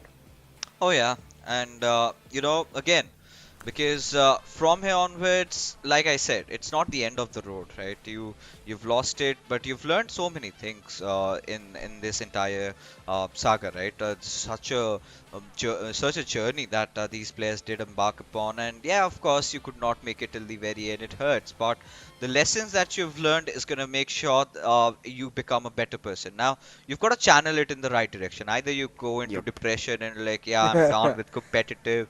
I don't think I've got what it takes in me. Or you hustle or you grind. Because I think the biggest examples out from over here would be a team like North Esports, right? They've been grinding it for so long, they've made it to the biggest stage, PMPL first ever, and performing out of their minds, playing so well, despite the fact they lost out on the first Super Weekend. But look at SALTxi8 Esports' team card. As we can see, Blade, Uzum, Reviews and Crypto, all the 4 players in front of us. Today's performance, you could see Uzum being the better of the lot. They've got a whole different competition going amongst themselves, out of which Uzum, the IGL, leading the team from the very front, would be happy. But still, man, in terms of damage, Crypto is never far behind. And I believe he will end up finishing as the top elimination leader as well. At the end of this, I wouldn't be surprised if in the top 5, we've got at least 3 players of SALTxi8. That's the level of dominance we even saw in the overall rankings. And there's a level of dominance we're expecting continuing into the finals as well. Unless TUF QWERTY are really able to pull a miracle out of the hat. Or maybe we get a Dark Horse team coming in from nowhere and denying SALTxi8 nice and early, and if not directly, at least indirectly, in regards to the fact that they are displaying the same levels of consistency that SALTxi8 have done so ever since, I would say, day 2 of Super Weekend 1. That's when they turned on, and then they never, ever, ever turned off. Yeah, I think just those early hiccups was visible from their side, but I was starting to wonder like what went wrong with them, because all they were doing was focus on a lot of finishes, and I think them messing up back then is now bearing the fruits of their labor right now, because if you take a look at how they've evolved, now they are a team that knows how to take good position but can also take a lot of kills, right? And that is showcased very beautifully in our elimination leaderboard. The top 3 out of SALTxi8, and everyone has crossed that 100 marker, right? With Uzum hitting a century today, clearly shows they've been one of those teams to be reckoned with quite far, the favorites to win the PMPL Pakistan altogether. But moving on to the second page, I think Edgar, Virus, Joker, they've also been making a lot of noise. and so have these young lads in the form of IQ and Gravity. Sirius has been a revelation for us in this tournament, but Wolverine, I think he's just been as consistent as ever. Yeah, and really, I think the young lads of IQ and Gravity are who I have my eye on going into these finals to see how they cope with the pressure. They're able to bring out the best of themselves because, honestly, despite having 2 players in these top 10 for Quantum Rage, it's not a team that I would convincingly put in my top 3 when I talk about this weekend coming through, because they just haven't been in form ever since Super Weekend 1. But you look at today's summary, a different chicken dinner every single game, but it's really that last one that holds special for Red side, because despite not getting the chicken dinner, they are able to get the qualification. But with that, see, in terms of Super Weekends, which teams were leading, I'm not surprised. I'm surprised it wasn't SALTxi8 on all 3 days, just on day 3. Yeah, I think the first and the second were quite the way TUF wanted to play. The first day especially, when we were starting to question, what has gone wrong with this team? Why are they not able to reciprocate in that manner? And they've responded back, right, in this particular Super Weekend. And 52x Rage, I think, again, back-to-back really consistent performances, just the exact momentum you would need heading on to the finals. Now, they know that we're going to start off from ground zero. Now, they have figured out that we have taken the safe haven around Mongnai. We're not going to contest against MetershotxSKY anymore in Sanhok. We know our way around Erangel. We just have to work out a little bit on Miramar. And once we do that, I think, few of the teams, CA, will be moving on to the next edition, the next bigger tournament, even bigger stakes, even bigger prize money. That's all going to happen, and we do not yet know how many slots are going from Pakistan. I think within a few days, within the next course of 3 days, we're going to get a idea or a confirmation from the officials. However, I think, ladies and gentlemen, if you've enjoyed the show tonight, do not forget to follow us, as hashtag PMPL is what you need to do on Twitter, for Facebook, YouTube and Instagram. Well, the handles are right below. The links are in our description. Do not forget to check them out as well. All the latest announcements regarding the event will be done over there. But that being said, ladies and gentlemen, it's been a long night today, and Sia and I are going to be calling it right now. So we're going to see you tomorrow with the finals beginning for all you guys, so do not forget to tune in.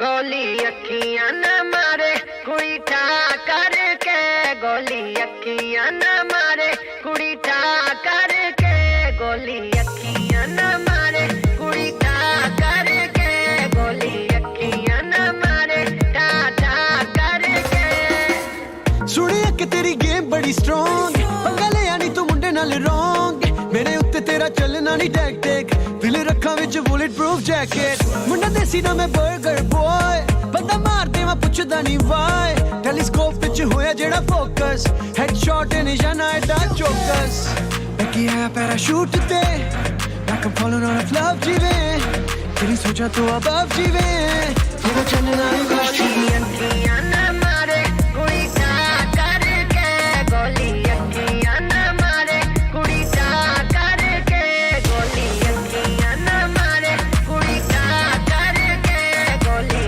अखियां न मारे ठा ठा करके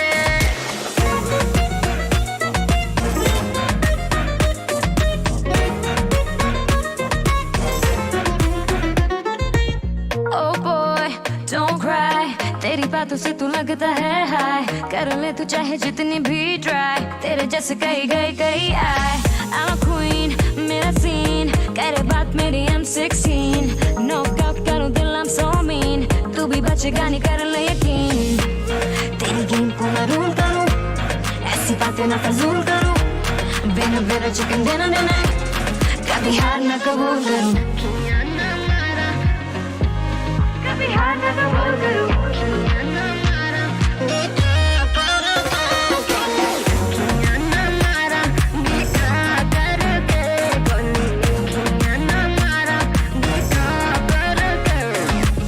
तेरी अखियां दी गोलियां भी सह गया तेनू लगेया कि तेरे ते मैं रह गया and you thought you knocked me out मैं तस्मा जो बंद करन लई बह गया एडो सौखा नहीं कुड़ीए हराना मैनू 10 साल तो मैं जानदा ज़माना मैनू मेरे लिखने दा एहो जिहा स्टाइल जिवें हत्थ विच पड़िया मैं PUBG मोबाइल चाहता लिखां गाने राउंड जिवें खाली करा गल सीधी सीधी करा ना ख्याल करा मेरा स्वैग देसी मुंडा मैं ओरिजिनल कदी फ्लैक्स कुछ बन के ना जाली करा बैकी है पैराशूट ते like I'm falling on a flag तेरी सोचा तो अब जीवे तेरा चलना नहीं वाली